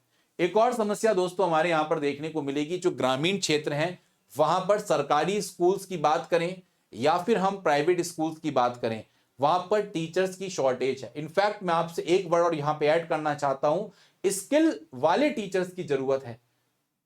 टीचर्स के पास कौशल नहीं है, वो काम कर रहे हैं। रूरल एरियाज में स्कूल्स का पुअर इंफ्रास्ट्रक्चर है। तो दोस्तों एजुकेशन कहां से अपलिफ्ट होगी? इन सभी चीजों पर हमें काम करना है, एजुकेशन पर काम करना है, स्किल गैप पर काम करना है। समझ पा रहे हैं साथियों क्या मैं बोल रहा हूं? और ये कैसे पॉसिबल है? अगर हम देखें गवर्नमेंट्स को वोकेशनल ट्रेनिंग्स पर फोकस गवर्नमेंट कर रही है। गवर्नमेंट अप स्किलिंग प्रोग्राम्स ला रही है। आज की डेट में गवर्नमेंट्स बहुत सारे ऐसे, जैसे मान लो आज आर्टिफिशियल इंटेलिजेंस, डेटा एनालिटिक्स, कई सारे प्रोग्राम्स गवर्नमेंट करवाने की कोशिश कर रही है। और एजुकेशन रिफॉर्म्स यहां पर करने की आवश्यकता है कि जो मार्केट की डिमांड है उसके अकॉर्डिंग लोगों को रेडी किया जाए। बात समझ आ रही सब लोगों को?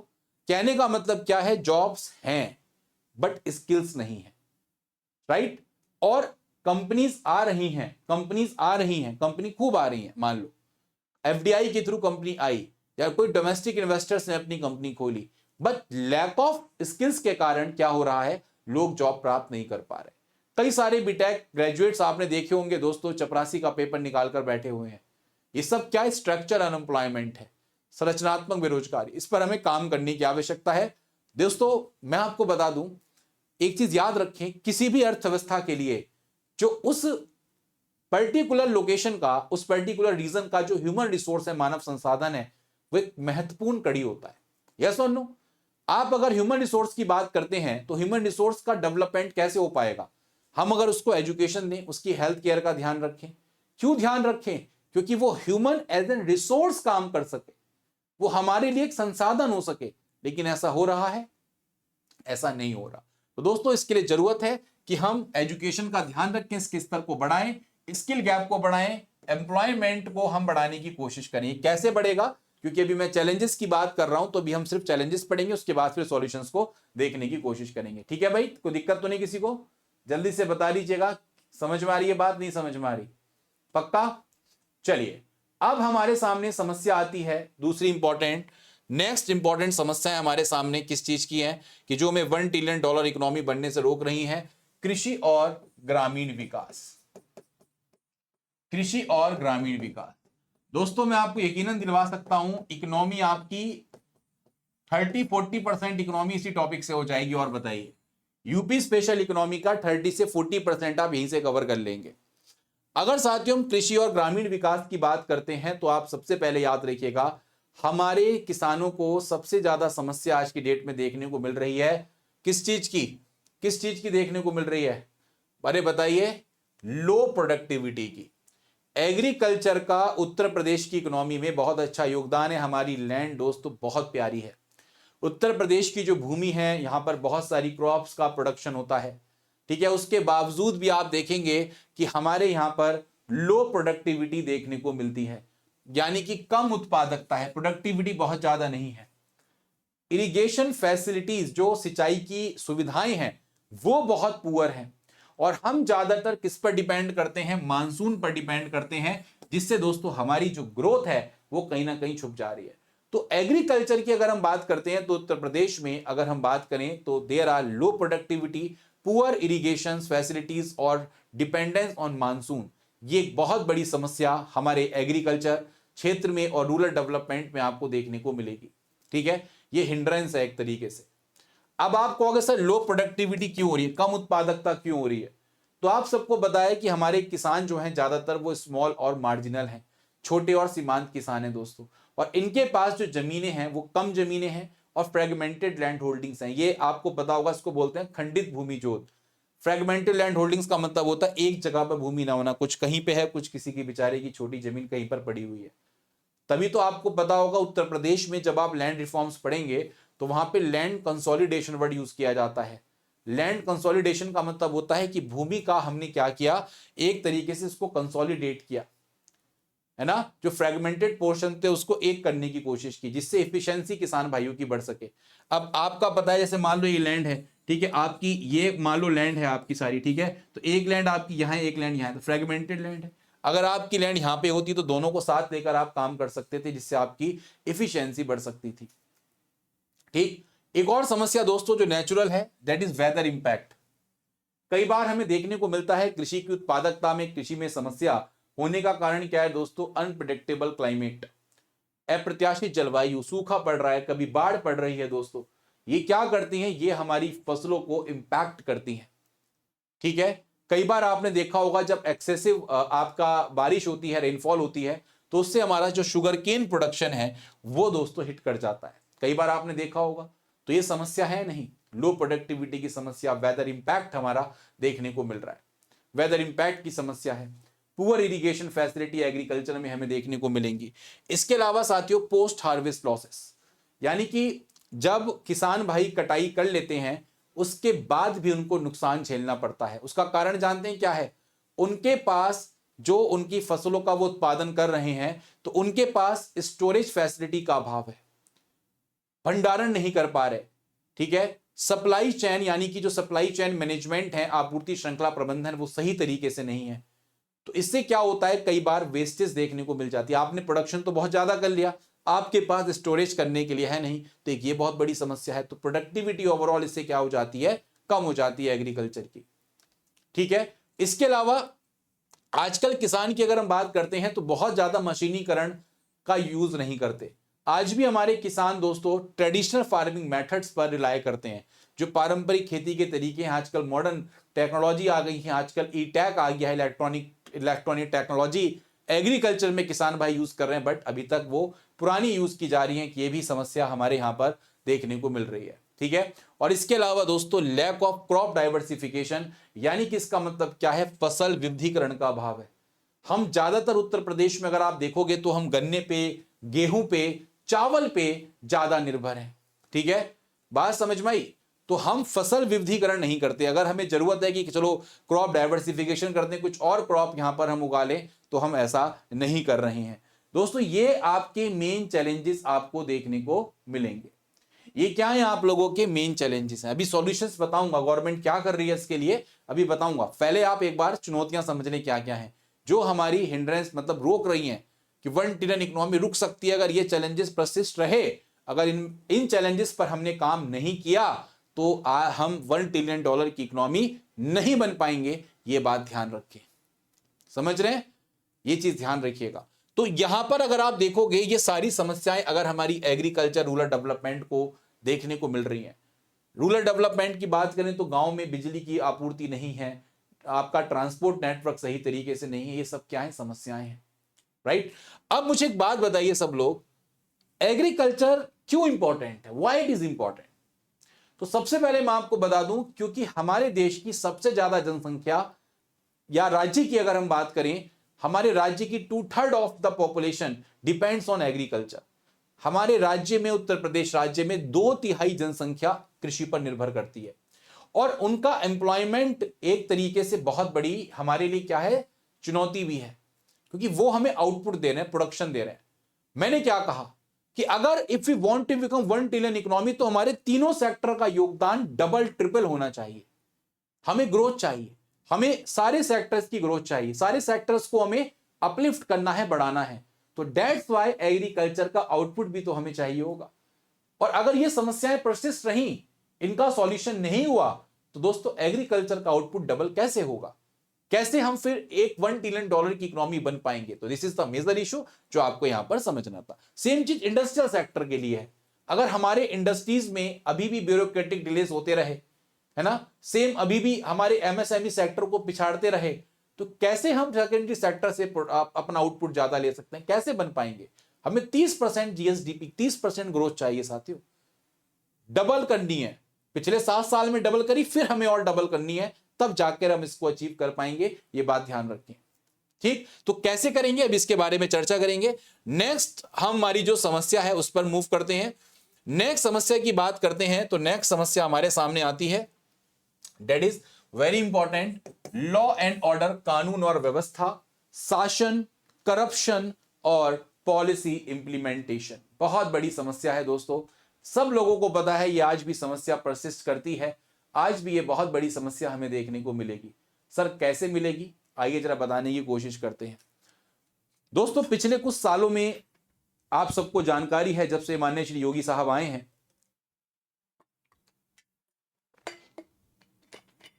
तो लॉ एंड ऑर्डर, जो कानून और व्यवस्था है, जो गवर्नेंस शासन है, भ्रष्टाचार है, इन सब में कहीं ना कहीं कानून व्यवस्था में, नीति क्रियान्वयन में सुधार हुए। शासन और भ्रष्टाचार की अगर हम बात करें, शासन में सुधार हुए, भ्रष्टाचार में कमी आई, ये हम कह सकते हैं। लेकिन ये अभी भी बने हुए हैं। हम ये कहेंगे कि लॉ एंड ऑर्डर इंप्रूव तो हो गया, लेकिन करप्शन का इशू, ब्यूरोक्रेटिक इनएफिशिएंसीज, नौकरशाही की असक्षमता, कोई स्कीम चल रही है तो उसका जो लास्ट सोर्स ऑफ इंप्लीमेंटेशन है, ब्यूरोक्रेसी नहीं कर पा रही। लैंड डिस्प्यूट्स आज भी मैटर बने हुए हैं दोस्तों। ये क्या, जब ये सब चीजें होंगी तो दोस्तों कहीं ना कहीं इन्वेस्टमेंट्स रुकेंगे, नहीं रुकेंगे। मैं बाहर का प्लेयर हूं, I am the domestic investor, मैं महाराष्ट्र रहता हूं, I want to invest in UP, मैं उत्तर प्रदेश में निवेश करना चाहता हूं। मैंने देखा करप्शन चल रहा है, भैया दूर हो जाओ। यहां की नौकरशाही करप्शन क्रिएट कर रही है, पैसे हो रहे हैं, पैसे की मतलब लेन देन चल रहा है, हट जाओ। अच्छा, लैंड एक्विजिशन में दिक्कत, किसान भाई दिक्कत कर देते हैं। यहां पे एक तरीके से अगर हम देखें तो गुंडा राज चल रहा है इस जगह पे, तो कोई भी इन्वेस्टर्स क्यों आएगा आपके यहां पे, है ना। तो इन सबको हमने क्या किया, सही किया है। कैसे किया भी बताएंगे। ये समस्याएं हैं बट जो परसिस्ट अभी भी थोड़ी बहुत कर रही हैं। तो ब्यूरोक्रेटिक हर्डल्स है, नौकरशाही बाधाएं हैं, है ना। कोई कंपनी भारत में आना चाहती है तो अप्रूवल्स नहीं मिलते, पॉलिसी एग्जीक्यूशन सही तरीके से नहीं हो पा रहे, है ना। भ्रष्टाचार और लाल फीताशाही है। जब करप्शन रेड टेप आपको देखने को मिलता है इकोनॉमी में किसी भी राज्य की, तो इन्वेस्टर्स इन्वेस्टमेंट करने से घबराते हैं, डिस्करेज होते हैं इन्वेस्टमेंट्स आप लोगों के, ठीक है। और लॉ एंड ऑर्डर के इश्यूज होते हैं, अभी यहां दंगे हो रहे हैं, वहां दंगे हो रहे हैं, तो इससे इन्वेस्टर्स का कॉन्फिडेंस क्या करता है, लूज होता है। इन्वेस्टर इसमें दोस्तों अपना निवेश करने की, अब आपका निवेश करने की कोशिश नहीं करता, ठीक है। तो इसके लिए क्या काम किएगा, इसके बारे में भी चर्चा करेंगे, डोंट वरी। एक समस्या आपकी लॉ एंड ऑर्डर की हो गई। अब बात करते हैं दोस्तों अर्बनाइजेशन और स्मार्ट सिटीज। कोई भी निवेशक जब कहीं पर निवेश करना चाहता है तो वो सब कुछ देखकर निवेश करता है। आप भी कहीं पर निवेश करना चाहेंगे, आप शेयर मार्केट में निवेश करते हैं तो आपका भी मन रहता है कि यार कोई दिक्कत ना हो, किसी तरीके की वहां पे समस्या ना हो। लेकिन आज की डेट में अगर हम देखें तो आज अर्बनाइजेशन, शहरीकरण कई सारी समस्याओं को प्रदर्शित करता है। जैसे दोस्तों तेजी से शहरीकरण जब हो रहा है तो जो बड़ी मेट्रो सिटीज हैं उत्तर प्रदेश की, जैसे लखनऊ है, कानपुर है, गाजियाबाद है, इन शहरों में भीड़ भाड़ बहुत ज्यादा हो गई है, प्रदूषण हो गया है बहुत ज्यादा, और प्रॉपर अर्बन प्लानिंग इन जगहों पर नहीं हो पा रही। प्रॉपर तरीके से दोस्तों जो शहरी नियोजन होना चाहिए कि यहां पे नाले हो, वर्षा का पानी भर रहा है, वो सब समस्याएं आज भी बनी हुई हैं। तो हमें जरूरत किस चीज की है कि हम सस्टेनेबल अर्बन डेवलपमेंट करें, सतत शहरी विकास करें, जो आगे भी हमारी जनरेशन को फायदा कर सके, और स्मार्ट सिटीज हम बनाने की कोशिश करें। और उत्तर प्रदेश में स्मार्ट सिटीज प्रोजेक्ट्स भी आप लोगों को कई सारे देखने को मिलेंगे, है ना। कई सारे स्मार्ट सिटीज प्रोजेक्ट्स आपको देखने को मिलेंगे, अभी इसके बारे में चर्चा करेंगे थोड़ी देर में। पहले हम थोड़ा सा यहाँ पे कंसर्न दिखा देते हैं कौन कौन सी समस्याएं हैं। फिर दोस्तों समस्याएं हमारे सामने क्या है, हमारे सामने और क्या समस्याएं हैं, प्राइवेट सेक्टर और एमएसएमई ग्रोथ। दोस्तों थोड़ा सा एमएसएमई के बारे में समझते हैं। प्राइवेट सेक्टर तो आप समझिएगा निजी क्षेत्र में, निजी क्षेत्र में आपकी इंडस्ट्रीज हो गई, है ना। इसके अलावा आप लोगों के इंडस्ट्रीज में जो समस्याएं हैं वो आप यहां पे कर सकते हैं प्राइवेट सेक्टर के लिए।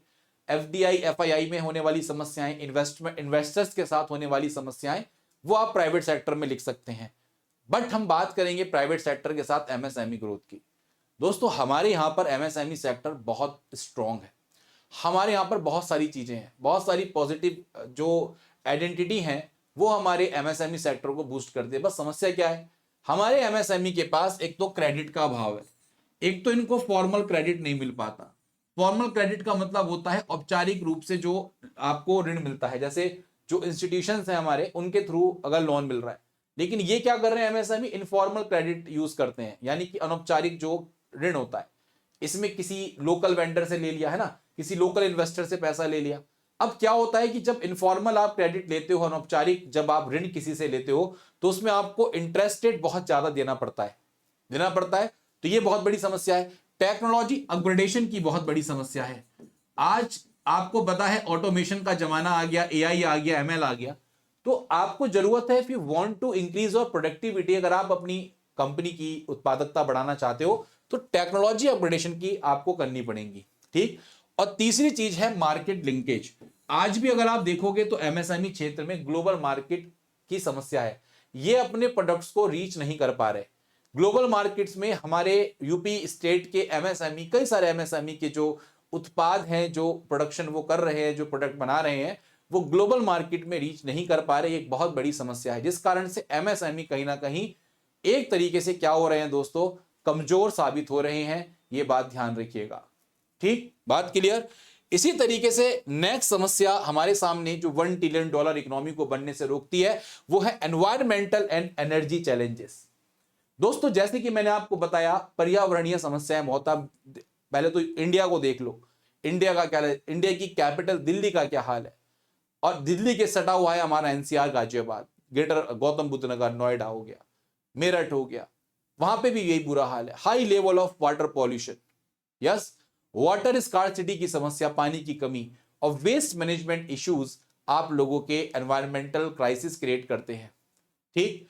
और दूसरा हमारे पास अगर हम एनर्जी चैलेंजेस की बात करते हैं तो कहीं ना कहीं पावर सप्लाई इंटरप्शन हमारे यहां पर आज भी बने हुए हैं। प्रॉपर तरीके से रूरल एरियाज में पावर सप्लाई नहीं है, शहरों में नहीं है, याद रखें। और इसी के साथ साथ देखो एक चीज याद रखो, पावर सप्लाई इलेक्ट्रिसिटी देना क्यों जरूरी है गांवों को, आप सब जानते हैं, इरिगेशन, सिंचाई के लिए। जब तक आप सिंचाई के लिए पानी नहीं देंगे, बिजली नहीं चलेंगी, कुएं नहीं चलेंगे, खेती की प्रोडक्टिविटी कैसे बढ़ेगी भाई। तो बहुत जरूरी है हमारे यहाँ पर एनर्जी को मेंटेन करना। तो इसके लिए यहाँ पर जरूरत किस चीज की? रिन्यूएबल एनर्जी को हम प्रमोट करें, सस्टेनेबल इंडस्ट्रियल ग्रोथ को प्रमोट करें, ग्रीन इनिशिएटिव्स को प्रमोट करें, ठीक है, जिससे हमारे एनवायरमेंटल और एनर्जी चैलेंजेस क्या हो दोस्तों, कम से कम हो सके। तो पर्यावरण की समस्याएं हैं, एनर्जी चैलेंजेस हैं कि ठीक है भाई डिमांड ज्यादा है और उतना प्रोडक्शन हम लोग नहीं कर पा रहे, ठीक। इसी के साथ साथ हमारा अगला इंपॉर्टेंट पोर्शन है दोस्तों टूरिज्म और कल्चरल इकोनॉमी, पर्यटन और सांस्कृतिक अर्थव्यवस्था। महाकुंभ इसका एक जीता जागता उदाहरण है, आप देख सकते हैं दोस्तों हमारे पास इमेंस पोटेंशियल है, चाहे हम धार्मिक रूप में बात करें, चाहे हेरिटेज या इको टूरिज्म की बात करें, चाहे वाराणसी हो, अयोध्या हो, ताजमहल हो, चाहे वो कोई सा भी स्थान हो दोस्तों। इसके लिए हमें जरूरत है किस चीज की? इंफ्रास्ट्रक्चर हमारे लिए बहुत बेहतरीन होना चाहिए। हमारे टूरिज्म सेक्टर, कल्चर इकोनॉमी को अगर आप प्रमोट करना चाहते हैं तो एक बहुत बड़ा सेक्टर है। आप जैसे मान लीजिए आपने सुने होंगे उत्तर प्रदेश में कई सारे सर्किट बनाए गए, यस, और आप इनको प्रमोट कर रहे हो प्रमोट। तो कोई व्यक्ति, जैसे मान लीजिए आप अभी प्रयागराज की बात करो, कितनी ज्यादा भीड़ आई, लेकिन कुछ चैलेंजेस आपको भी फील हुए होंगे, है ना, कुछ चुनौतियों का सामना आपने भी करा होगा। सबको पता है क्या चैलेंजेस है, बात समझ आ रही है। कुछ क्षेत्र ऐसे हैं हमारे यहां पर जो अभी भी पिछड़े हुए हैं, कुछ क्षेत्र ऐसे हैं कि जहां तक जनता नहीं पहुंच पा रही है, वो अभी अपलिफ्ट नहीं हो पाए। वहां पे टूरिस्ट अट्रैक्शंस क्रिएट हो सकते हैं बट हो नहीं पा रहे। तो हमें इसके लिए जरूरत है जो हमारी धार्मिक विरासत और इको पर्यटन के स्तर हैं, जहां पर अपार संभावनाएं हैं, उस पर हमें काम करने की आवश्यकता है। हम अपने इंफ्रास्ट्रक्चर को डेवलप करें। कोई फॉरेन टूरिस्ट हमारे यहां पे आ रहा है तो वो फैसिलिटी उस स्थान पर प्रोवाइड करने की कोशिश करें।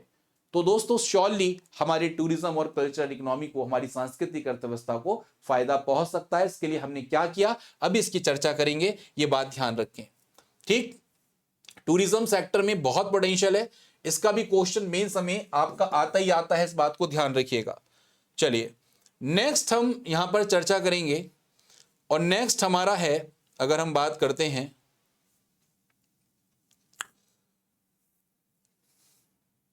दोस्तों, ये बहुत इंपॉर्टेंट सेक्टर है, this is very important sector, स्वास्थ्य सेवा और सामाजिक विकास। वेरी वेरी वेरी इंपॉर्टेंट दोस्तों, हेल्थ केयर और सोशल डेवलपमेंट, सामाजिक विकास। सामाजिक विकास में अगर हम बात करें तो इसमें सबसे पहला टर्म याद रखना, सोशल जस्टिस, सामाजिक न्याय, ये हमें प्राप्त करना है। दूसरा इंक्लूसिव ग्रोथ, समावेशी विकास। ये साथियों क्या हम प्राप्त कर पा रहे हैं?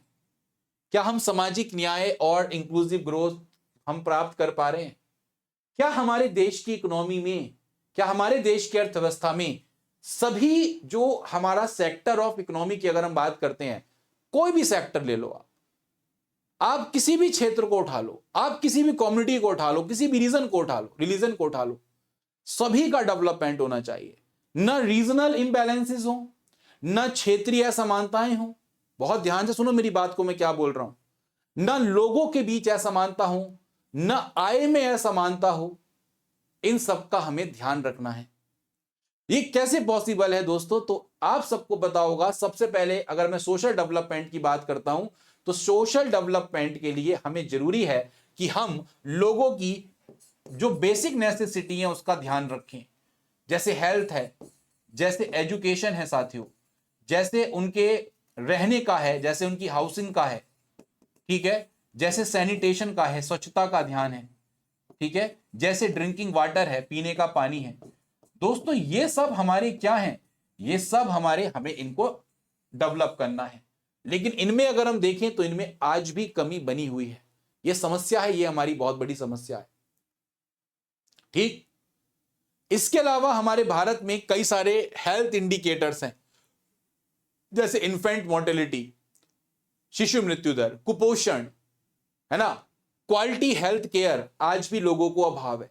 तो इसके लिए उत्तर प्रदेश गवर्नमेंट ने क्या किया, इसके बारे में भी चर्चा करेंगे।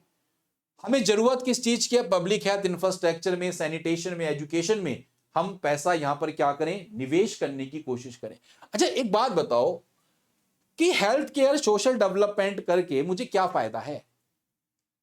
मेरे उत्तर प्रदेश को अगर हेल्थ में निवेश कर दिया, है ना, बहुत सुनो मेरी बात ध्यान से, इन्होंने एजुकेशन में निवेश कर दिया, मान लो सामाजिक न्याय सुनिश्चित कर दिया, तो फायदा क्या हुआ? क्या इससे $1 ट्रिलियन इकोनॉमी बन पाएगी? दोस्तों भैया एक बात बताइए, ह्यूमन एज एन रिसोर्स, और हमारा ह्यूमन रिसोर्स डेवलपमेंट अगर हम करना चाहते हैं, अगर मैं मानव संसाधन विकास करना चाहता हूं, तो मुझे एक बात बताइए दोस्तों, ह्यूमन रिसोर्स डेवलपमेंट अगर हम वास्तविकता में करना चाहते हैं, तो हमें लोगों की हेल्थ का, उनकी एजुकेशन का ध्यान रखना होगा, नहीं होगा? उनकी बेसिक नेसेसिटीज का ध्यान रखना होगा, नहीं होगा? होगा।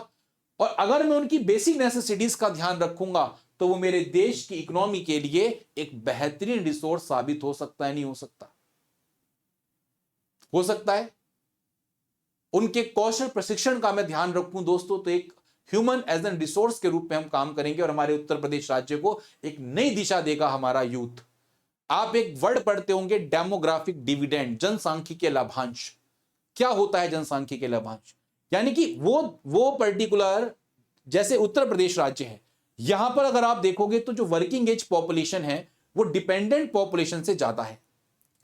वर्किंग एज पॉपुलेशन आपकी होती है 15 साल से ऊपर, 64 साल तक की एज को हम वर्किंग एज पॉपुलेशन बोलते हैं, राइट? तो अगर हमारे यहां पर कार्यशील जो जनसंख्या है, अगर वो ज्यादा है एज कंपेयर टू किससे? डिपेंडेंट पॉपुलेशन से, तो मुझे ईमानदारी से बताइएगा कि हमारे पास वो पोटेंशियल है नहीं कि हम अपने जो रिसोर्स हैं, अपने जो ये वर्किंग एज पॉपुलेशन हैं, इस डेमोग्राफी का डिविडेंड, इसका लाभांश हम ले सके? यस और नो? तो ये चीजें दोस्तों आपको यहां पर ध्यान रखनी है। दोस्तों ये हमारे क्या हैं, कुछ मेजर चैलेंजेस हैं जो हमारे इकोनॉमी में आज भी आपको देखने को मिलते हैं। याद रखें, उत्तर प्रदेश की अर्थव्यवस्था में ये चैलेंजेस आपकी $1 ट्रिलियन इकोनॉमी को आज भी चाहे तो रोक सकते हैं, ये बात याद रखें। तो मैं उम्मीद करता हूं इतना कंटेंट जितना मैंने आपको पढ़ाया, ये आपको समझ में आ गया होगा। अब हम बात करते हैं दूसरे पहलू की। साथियों, दूसरा पहलू क्या है? दो चीज और है। मैंने आपसे क्लास के स्टार्टिंग में बोला था, सबसे पहले मैं डिस्कशन करूंगा आप लोगों से चैलेंजेस का, फिर मेजर बताऊंगा, फिर यूपी बजट में क्या हुआ, यूपी बजट में कौन से स्कीम्स हैं, यूपी बजट में क्या डेटा शो किया गया, उसके बारे में आपको मैं बताऊंगा। ठीक है, तो अब हम दूसरे स्टेप पर मूव करते हैं और कुछ छोटे छोटे और इंपॉर्टेंट मेजर्स को देखने की कोशिश करते हैं। सभी लोग तैयार हैं? एक बार बता दीजिएगा। कुछ छोटे छोटे और इंपॉर्टेंट मेजर्स को रखने की कोशिश करते हैं। बहुत कम समय में मैं आपको यहां पर करवा दूंगा, कोई बहुत बड़ी बात नहीं है। सबसे पहले अगर हम बात करते हैं तो हमारे सामने सबसे पहली समस्या क्या थी? इंफ्रास्ट्रक्चर डेफिसिट की, बुनियादी ढांचे में कमी की। ठीक है, तो अब मैं सबसे पहले आपको इसी पर फोकस करवाऊंगा। ठीक है, सबसे पहले मैं आप लोगों को बुनियादी ढांचे में कमी कैसे पूरी की गई, क्या किया गया, उसके बारे में ही आप लोगों को चर्चा करवाएंगे। क्या आप बता सकते हैं कमेंट सेक्शन में, कैसे इंफ्रास्ट्रक्चर डेफिसिट को सही किया जा सकता है? गवर्नमेंट ने क्या क्या एफर्ट्स किए जी, गवर्नमेंट्स के द्वारा क्या क्या एफर्ट्स किए गए, क्या आप बता सकते हैं? नहीं बता सकते? बताइए, बता सकते हैं तो बताइए फिर। देखो साथियों, कुछ हम मेजर पॉइंट्स पर फोकस रखेंगे जो हमारे लिए इंपॉर्टेंट हैं कि गवर्नमेंट ने $1 ट्रिलियन इकोनॉमी के लिए यूपी गवर्नमेंट ने क्या क्या काम किए, उस पर चर्चा करते हैं। ठीक, सबसे पहले अगर हम बात करते हैं तो PPP, public private partnership infrastructure projects के लिए हमारे यहां पर लाई गई। सिर्फ गवर्नमेंट डिपेंडेंसी नहीं रही, अब प्राइवेट पार्टनरशिप भी है। पब्लिक, सरकार और प्राइवेट सेक्टर मिलकर PPP प्रोजेक्ट्स पर काम कर रहे हैं। हमारे यूपी राज्य में आप देखोगे तो कई सारे नेशनल हाईवे, एक्सप्रेसवे, इसी का एग्जाम्पल आपको देखने को मिलेंगे PPP का। तो गवर्नमेंट ने पब्लिक प्राइवेट पार्टनरशिप को बढ़ोतरी दी। दूसरा इंपॉर्टेंट काम, हमारे उत्तर प्रदेश में इंफ्रास्ट्रक्चर में जो कमियां थी, जो कनेक्टिविटी की समस्या, जो मैं जिसके बारे में डिस्कस कर रहा था कि जो कनेक्टिविटी की समस्या रही, उसका समाधान कैसे किया गया। इन्होंने अभी Ganga expressway, Purvanchal expressway, Bundelkhand expressway, Yamuna expressway, ऐसे कई सारे एक्सप्रेसवे और हाईवेज हमारे आपको राज्य में देखने को मिलेंगे, जिनसे कनेक्टिविटी आज की डेट में बूस्टअप हो रही, जिनसे आप रीजनल कनेक्शन क्रिएट कर सकते हैं। संपर्कता जो है वो बहुत बढ़ गई है। तो आप अपने गुड्स और सर्विसेज को कहीं पे ले जाना चाहते हैं तो आपका इंडस्ट्रियल डेवलपमेंट भी सुनिश्चित यहां से हो सकता है। कनेक्टिविटी आपको बहुत कुछ प्रोवाइड करती है, ये आप अच्छे तरीके से जानते हैं।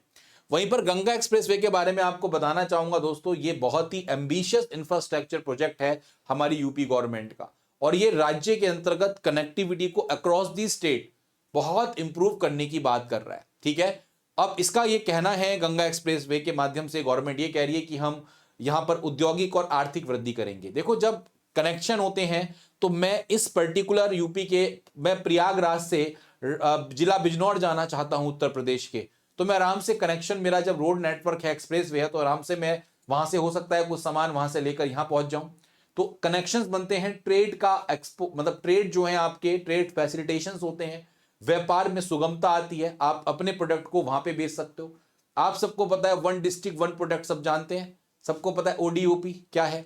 तो वन डिस्ट्रिक्ट वन प्रोडक्ट भी एक ऐसी स्कीम है जिसके माध्यम से हम, मान लो मेरे डिस्ट्रिक्ट का ये प्रोडक्ट इंपॉर्टेंट है, मैं वो प्रोडक्ट दूसरे पर्टिकुलर पोर्शन में लेके चला गया, उसको यहां ले आया। तो ये कनेक्टिविटी कई तरीके से आपको इंपैक्ट करती है। 594 किलोमीटर का दोस्तों ये एक्सप्रेसवे आपको देखने को मिलेगा, और ये यात्रा के समय को कम कर देगा एक तरीके से, और जो यूपी स्टेट्स के आपके प्रमुख क्षेत्र हैं उनको आपस में क्या कर रहा है, जोड़ रहा है। इनफैक्ट ये भी समझ में आई थी, आप सबको मैं बताना चाहूंगा कि ये आपका उत्तराखंड को भी कनेक्ट कर रहा है। बाकी आप सब पुराने हैं तो सबके बारे में जानते ही होंगे। इसके अलावा साथियों, यहां पर हमारी UP government multi modal transport hubs पे काम कर रही है, मल्टी मॉडल परिवहन केंद्रों पर काम कर रही है, और लॉजिस्टिक पार्क्स पर, जो लॉजिस्टिक पार्क्स हैं उन पर भी काम किए जा रहे हैं कि लॉजिस्टिक की जो सुविधा है, लॉजिस्टिक जो इशू आ रहे थे उसको सही किया जा सके, और मल्टी मॉडल ट्रांसपोर्टेशन की जो समस्या है, तो multi modal transport hubs create किए जा रहे हैं। ठीक है, इसका एक एग्जांपल है पीएम गति शक्ति, आप सब जानते हैं, आपने सुनी होगी स्कीम पीएम गति शक्ति। वहीं पर साथियों, एक अभी आपके ग्रेटर नोएडा के पास या गौतम बुद्ध नगर के पास जेवर इंटरनेशनल एयरपोर्ट, सब आप जानते हैं कंस्ट्रक्शंस में है, और ये इंडिया का लार्जेस्ट बनने की कगार पर है। तो बहुत इंपॉर्टेंट ये आपका एयरपोर्ट आपका देखने को मिलेगा। वहीं पर दोस्तों, भारत के यूपी के कुछ प्रमुख आपके शहरों में लखनऊ, वाराणसी, गोरखपुर, कानपुर और अयोध्या, अगर हम यहाँ पे बात करेंगे तो यहाँ पर हवाई अड्डों का विस्तार किया जा रहा है। अयोध्या में आपको पता ही है कितना इंपैक्टफुल रहा आपका, जो हम एयरपोर्ट की बात करते हैं, तो एयरपोर्ट कनेक्टिविटी यहाँ पर गवर्नमेंट ने प्रोवाइड करने की कोशिश की। ठीक है, इसी तरीके से आपने यहाँ पे मल्टी मॉडल ट्रांसपोर्ट हब्स बनाने के पे फोकस किया, लॉजिस्टिक पार्क पर गवर्नमेंट फोकस कर रही है। ये सब करेगी गवर्नमेंट तो दोस्तों इन्वेस्टमेंट्स बढ़ेंगे ही बढ़ेंगे, निवेश आएंगे ही आएंगे, निवेश आएंगे तो इकोनॉमी अच्छी हमारी ग्रो करेगी ही करेगी। ठीक है, ये बात ध्यान रखें। इसके साथ साथ और अगर हम बात करते हैं तो हमारे कुछ और मेट्रो प्रोजेक्ट्स, हमारे जैसे लखनऊ, कानपुर, मेरठ, आगरा में मेट्रो प्रोजेक्ट्स आपको देखने को मिलेंगे, जो एक वहां के रीजनल कनेक्टिविटी को प्रदर्शित कर रहा है। ठीक है, इसी तरीके से अगर हम पावर और एनर्जी सेक्टर को देखें, ये चाहो तो आप जो अभी हम एनर्जी क्राइसिस बोल रहे थे ना, एनर्जी चैलेंजेस, वहां पे भी लिख सकते हो कि यहां पर उत्तर प्रदेश गवर्नमेंट ने सोलर पार्क्स को पुश किया, क्लीन एनर्जी और अनइंटरप्टेड पावर सप्लाई पर फोकस किया जा रहा है, और हमारा यहां पर उत्तर प्रदेश गवर्नमेंट का टारगेट है 25 गीगावाट रिन्यूएबल एनर्जी कैपेसिटी को जनरेट करना। ठीक, यहीं पर इंफ्रास्ट्रक्चर डेवलपमेंट में एक डिफेंस इंडस्ट्रियल कॉरिडोर भी यहां पर आपको देखने को मिलेगा। बहुत इंपॉर्टेंट है डिफेंस इंडस्ट्रियल कॉरिडोर दोस्तों ये आप लोगों का याद रखें डिफेंस मैन्युफैक्चरिंग के लिए, यानी कि अगर हम डिफेंस मैन्युफैक्चरिंग, रक्षा संबंधी कोई विनिर्माण करना चाहते हैं तो उत्तर प्रदेश एक हब के रूप में देखने को मिलेगा। और इस कॉरिडोर में आपके 6 स्पैन्स हैं, जो लखनऊ है, कानपुर है, झांसी, अलीगढ़, चित्रकूट और आगरा। ये कॉरिडोर आपका इतने 6 स्पैन्स करता है 6 पर्टिकुलर नोड्स में। ठीक है, और आपको एक डेटा देता हूं, इससे कितना फायदा हुआ है। जुलाई 2024 का मेरे पास डेटा है। जुलाई 2024 के डेटा में यह कहा गया कि जो राज्य सरकार है हमारी उत्तर प्रदेश की, उसने दोस्तों लगभग 150 के करीब डिफेंस कॉन्ट्रैक्ट्स लिए हैं।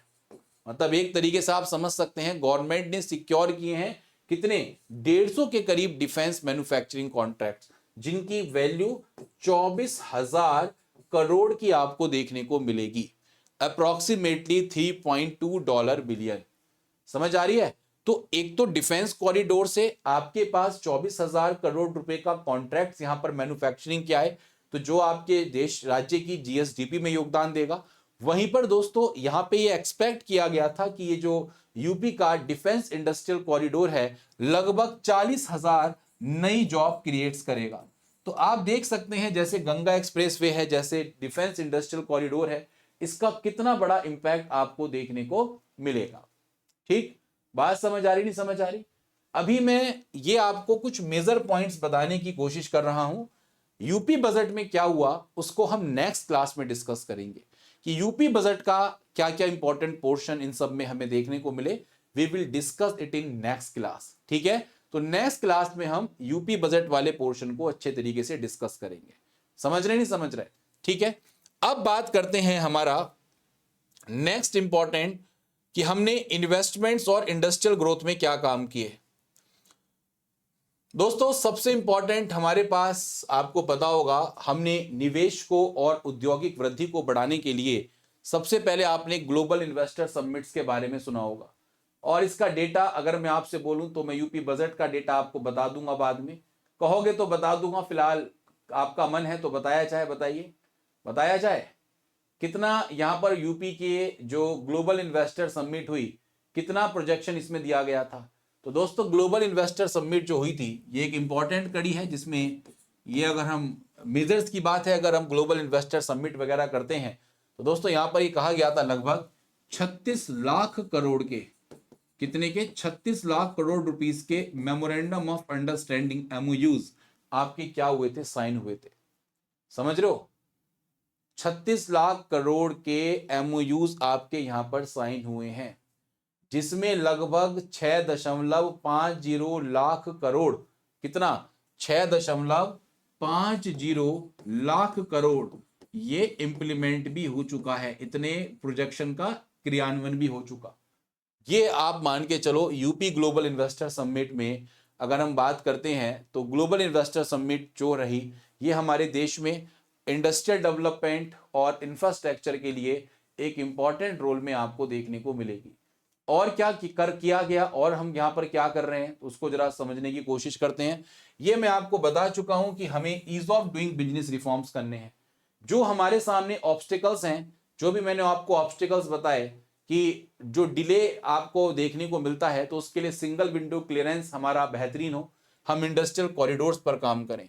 इसके अलावा हम अपने राज्य के अंतर्गत कुछ नई औद्योगिक नीतियां लेके आए, MSME पॉलिसीज हमारे इन्वेस्टर्स के लिए फ्रेंडली इकोसिस्टम क्रिएट कर सकें। यानी कि MSME पॉलिसीज हो चाहे इंडस्ट्रियल पॉलिसीज हो, जो इन्वेस्टर्स हैं, निवेशक हैं, जो इसमें निवेश करना चाहते हैं, उनको राज्य में फ्रेंडली इकोसिस्टम मिल सके, जिससे इंडस्ट्रियल बूस्टअप हो और कुछ लोग हमारे MSME सेक्टर में भी काम करें। इसी को लेकर दोस्तों हमारे यहाँ पर एक और काम किया गया। इन्होंने क्या काम किया कि डेडिकेटेड इंडस्ट्रियल जोन्स आपको देखने को मिलेंगे। उत्तर प्रदेश की अगर हम बात करेंगे तो उन्होंने डेडिकेटेड इंडस्ट्रियल जोन्स आपके बनाए हैं। कहां कहां बनाए? जैसे नोएडा में, ग्रेटर नोएडा, कानपुर और लखनऊ में डेडिकेटेड औद्योगिक गलियारे, औद्योगिक क्षेत्र बनाए गए हैं, जहां पे उद्योगों को इंसेंटिव्स दिए जा रहे हैं कि आप आए, प्रोडक्शन करें। ठीक है, बात समझ आई नहीं समझ आई? ये मैंने आपको बता दिया डिफेंस कॉरिडोर। इसके अलावा टेक्सटाइल और लेदर इंडस्ट्रीज की ग्रोथ भी हमारे लिए बहुत इंपॉर्टेंट है। जैसे अगर आप देखोगे तो जो बनारसी सिल्क है या कानपुर का लेदर है, जो हमारे हैंडीक्राफ्ट हैं, इनका प्रमोशन, इनका संवर्धन बहुत जरूरी है, क्योंकि इनकी डिमांड बहुत अच्छी खासी आपको देखने को मिलेगी।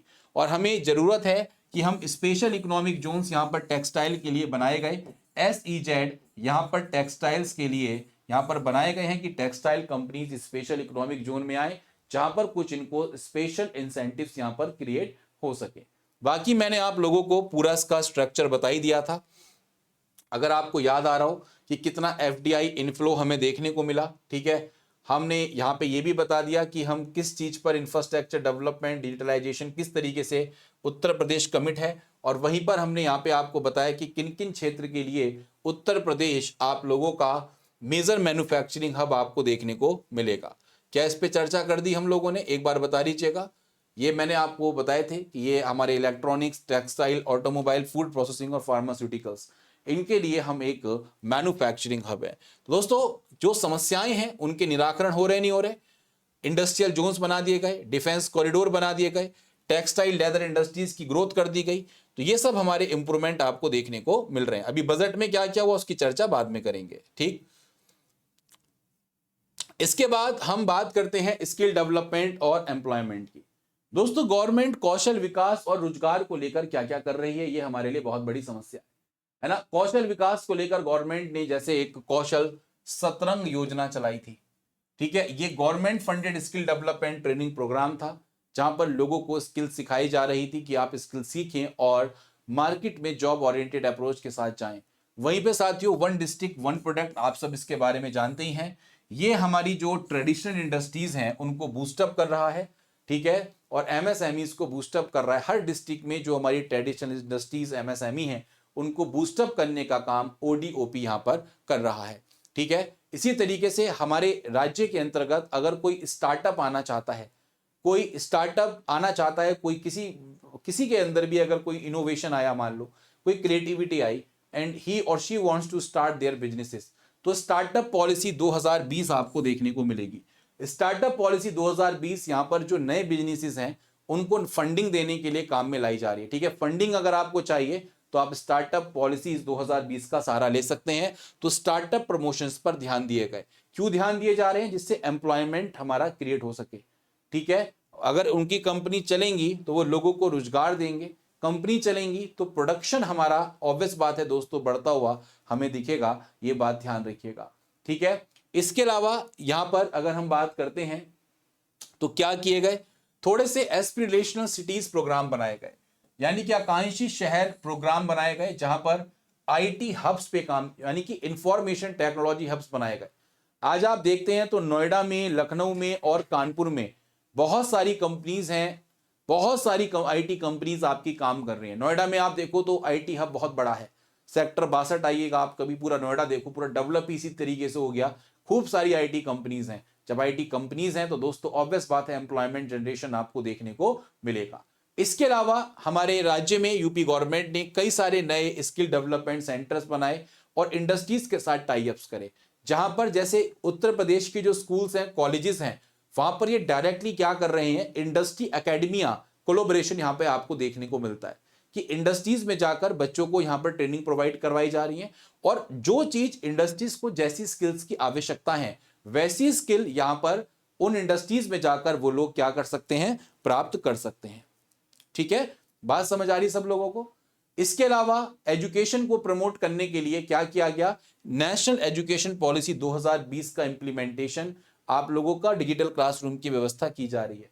वहीं पर जो मार्केट डिमांड्स है, यानी कि मार्केट में जिस स्किल सेट की आवश्यकता है उस स्किल सेट के अनुसार जो करिकुलम है आपके वो होने चाहिए। तो ये बदलाव आपके एजुकेशन सेक्टर में, एम्प्लॉयमेंट में और स्किल एनहेंसमेंट में किए गए हैं। मैं उम्मीद करता हूं बात समझ में आ रही होगी, कोई दिक्कत नहीं है, ठीक है। इसी तरीके से हमने एग्रीकल्चर में कई सारी समस्याएं देखी थी। आपने एग्रीकल्चर में बहुत सारी समस्याओं पर डिस्कशन किया था हमने, जैसे मान लीजिए हमने लो प्रोडक्टिविटी, पुअर इरिगेशन पर डिस्कस किया, वेदर इंपैक्ट पर डिस्कशन किया, ठीक है। इसके अलावा हमने पोस्ट हार्वेस्ट लॉसेस पे किया, मशीनीकरण लोग यूज नहीं कर रहे हैं, क्रॉप डाइवर्सिफिकेशन नहीं हो पा रहा, तो इसके लिए क्या किया जाए। तो इसके लिए यूपी गवर्नमेंट ये कह रही है कि हम एग्रो प्रोसेसिंग और मॉडर्नाइजेशन ऑफ फार्मिंग टेक्निक्स हम प्रोवाइड करेंगे, यानी कि यहां पर जो कृषि प्रसंस्करण और खेती की तकनीक है उसके आधुनिकीकरण को बढ़ावा देने की आवश्यकता की जरूरत महसूस की गई।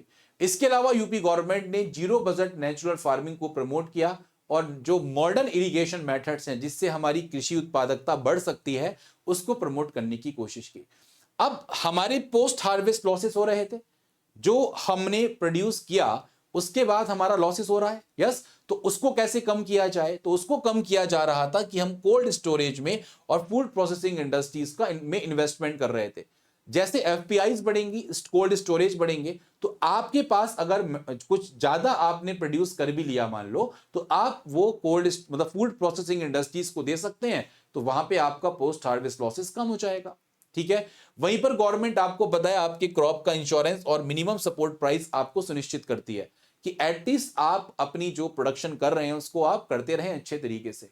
वहीं पर वन डिस्ट्रिक्ट वन प्रोडक्ट जो इनिशिएटिव रहा उससे दोस्तों हमारा एग्रो प्रोसेसिंग या कृषि जो प्रसंस्करण है उसको बढ़ावा दिया गया कि एग्रो प्रोसेसिंग कैसे बढ़े, कृषि प्रसंस्करण को कैसे बढ़ावा मिले, तो इसके लिए ओडीओपी पहल यहां पर देखने को मिली।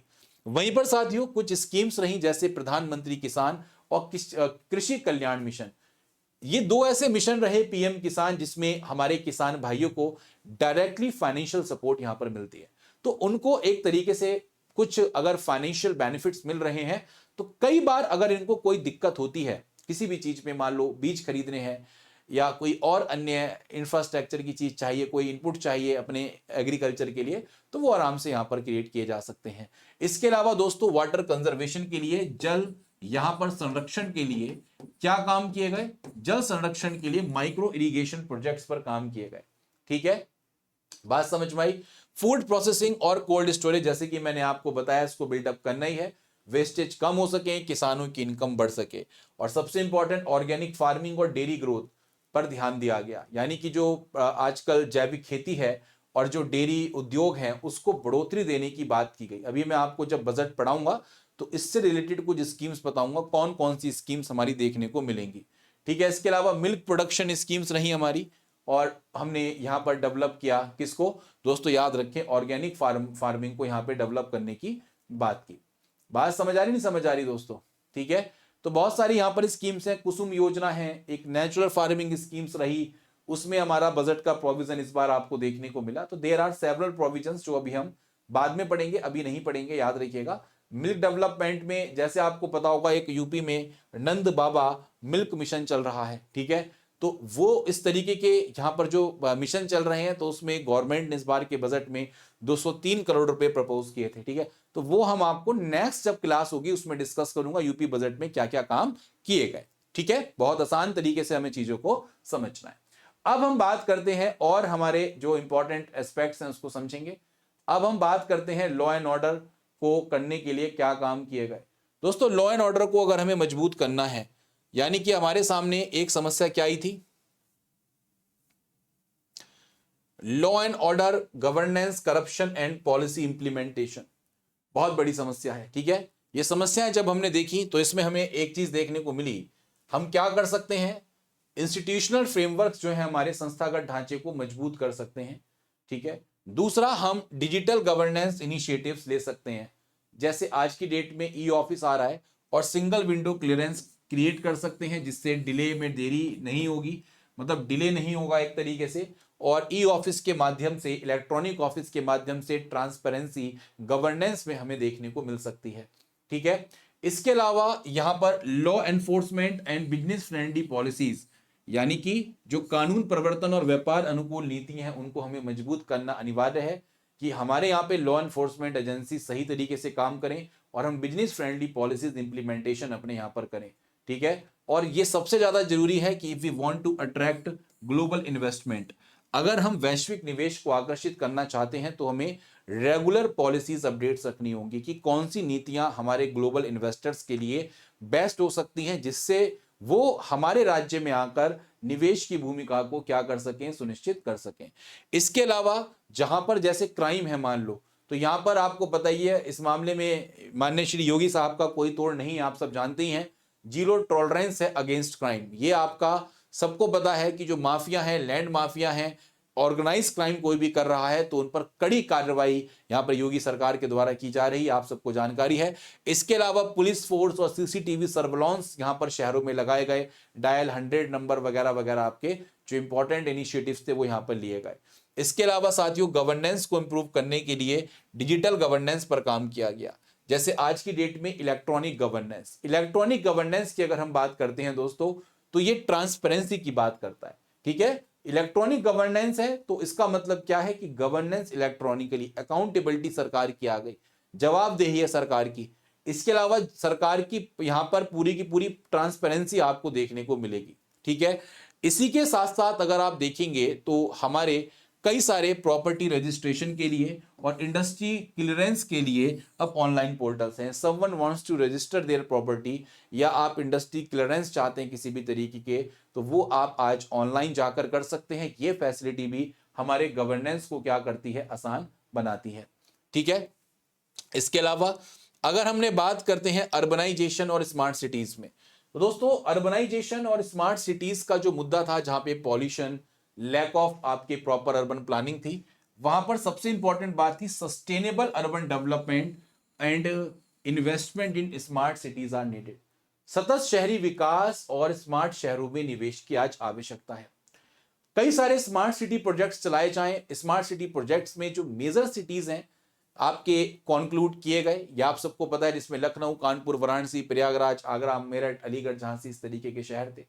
इसके अलावा अर्बन मोबिलिटी को, जो शहरी गतिशीलता है, यानी कि अर्बन मोबिलिटी, भीड़ भाड़ बहुत ना रहे, जाम की समस्या ना रहे, तो इन सबके समाधान के लिए एक्सपेंशंस किए जा रहे हैं, मेट्रो प्रोजेक्ट्स आप सबको पता ही है।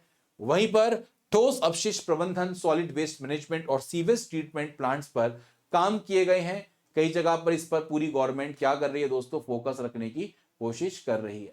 ठीक है, बात समझ में आई। वहीं पर हमारा अगला है हमारे प्राइवेट सेक्टर्स और एमएसएमई ग्रोथ।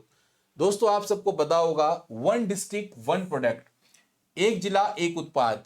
इसमें दोस्तों आपको स्पेशल लोन्स, सब्सिडीज और ग्लोबल मार्केट लिंकेज जो छोटी इंडस्ट्रीज हैं उनके लिए हमारी यूपी गवर्नमेंट प्रोवाइड कर रही है। एक योजना थी मुख्यमंत्री युवा स्वरोजगार योजना। यहां पे जो यंग एंटरप्रेन्योर हैं, कोई अगर मान लो युवा उद्यमी है, तो उसके लिए फाइनेंशियल सहायता यहां पर उसको प्रोवाइड करवाए जाने की बात की गई है। इसके साथ साथ MSME loan scheme, 2.5 lakh crore worth के लोन्स आपके एमएसएमई को दोस्तों डिसबर्स किए गए। और इसके बारे में एग्जैक्ट डेटा जो आपका देखने को मिलेगा, उसके बारे में हम चर्चा कब करेंगे, जैसे कि आपको पता है, जब हम बजट के डेटा को कैरी आउट करेंगे तो लेटेस्ट डेटा वहां पर देखने की कोशिश करेंगे। एनवायरनमेंट और एनर्जी चैलेंजेस की अगर हम बात करते हैं, तो एक मिशन शक्ति लाया गया क्लीन एनर्जी को लेकर। इसमें सोलर पावर का लार्ज स्केल अडॉप्शन किया गया रूरल और अर्बन एरियाज में, याद रखें। इसके अलावा जो एनसीआर रीजन है, वहां पर पॉल्यूशन कंट्रोल की बात की गई है, जहां पे जो पॉल्यूटिंग इंडस्ट्रीज हैं, इलेक्ट्रिक व्हीकल्स वगैरह पर, यहाँ को उनको प्रमोट करने की बात की गई। पॉल्यूटिंग इंडस्ट्रीज पर बैन लगाने की बात की गई है, याद रखें। ट्री प्लांटेशन ड्राइव उत्तर प्रदेश में चलती रहती है। उत्तर प्रदेश में जो ग्रीन यूपी इनिशिएटिव्स है, उसके तहत 35 करोड़ प्लस ट्री आपके प्लांट किए गए थे। बाकी यूपी बजट में क्या किया गया उसके बारे में आपको बताएंगे, कैसे फॉरेस्ट और एनवायरमेंट कवर्स आपको देखने को मिले, वो सब आपको बजट में डिस्कस किया जाएगा। डोंट वरी अबाउट इट, ठीक है।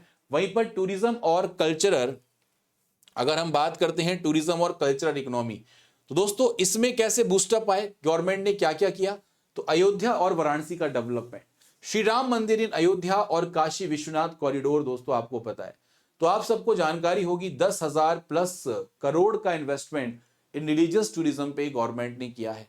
वहीं पर हमारे यहाँ पर कुछ विरासत संरक्षण है, जैसे ताजमहल आपके प्रयागराज में। प्रयागराज वैसे रिलीजियस पॉइंट ऑफ व्यू से भी इंपॉर्टेंट है, जैसे कि अभी कुंभ आपने देखा, कितना बड़ा इन्वेस्टमेंट्स यहाँ पर देखने को मिले।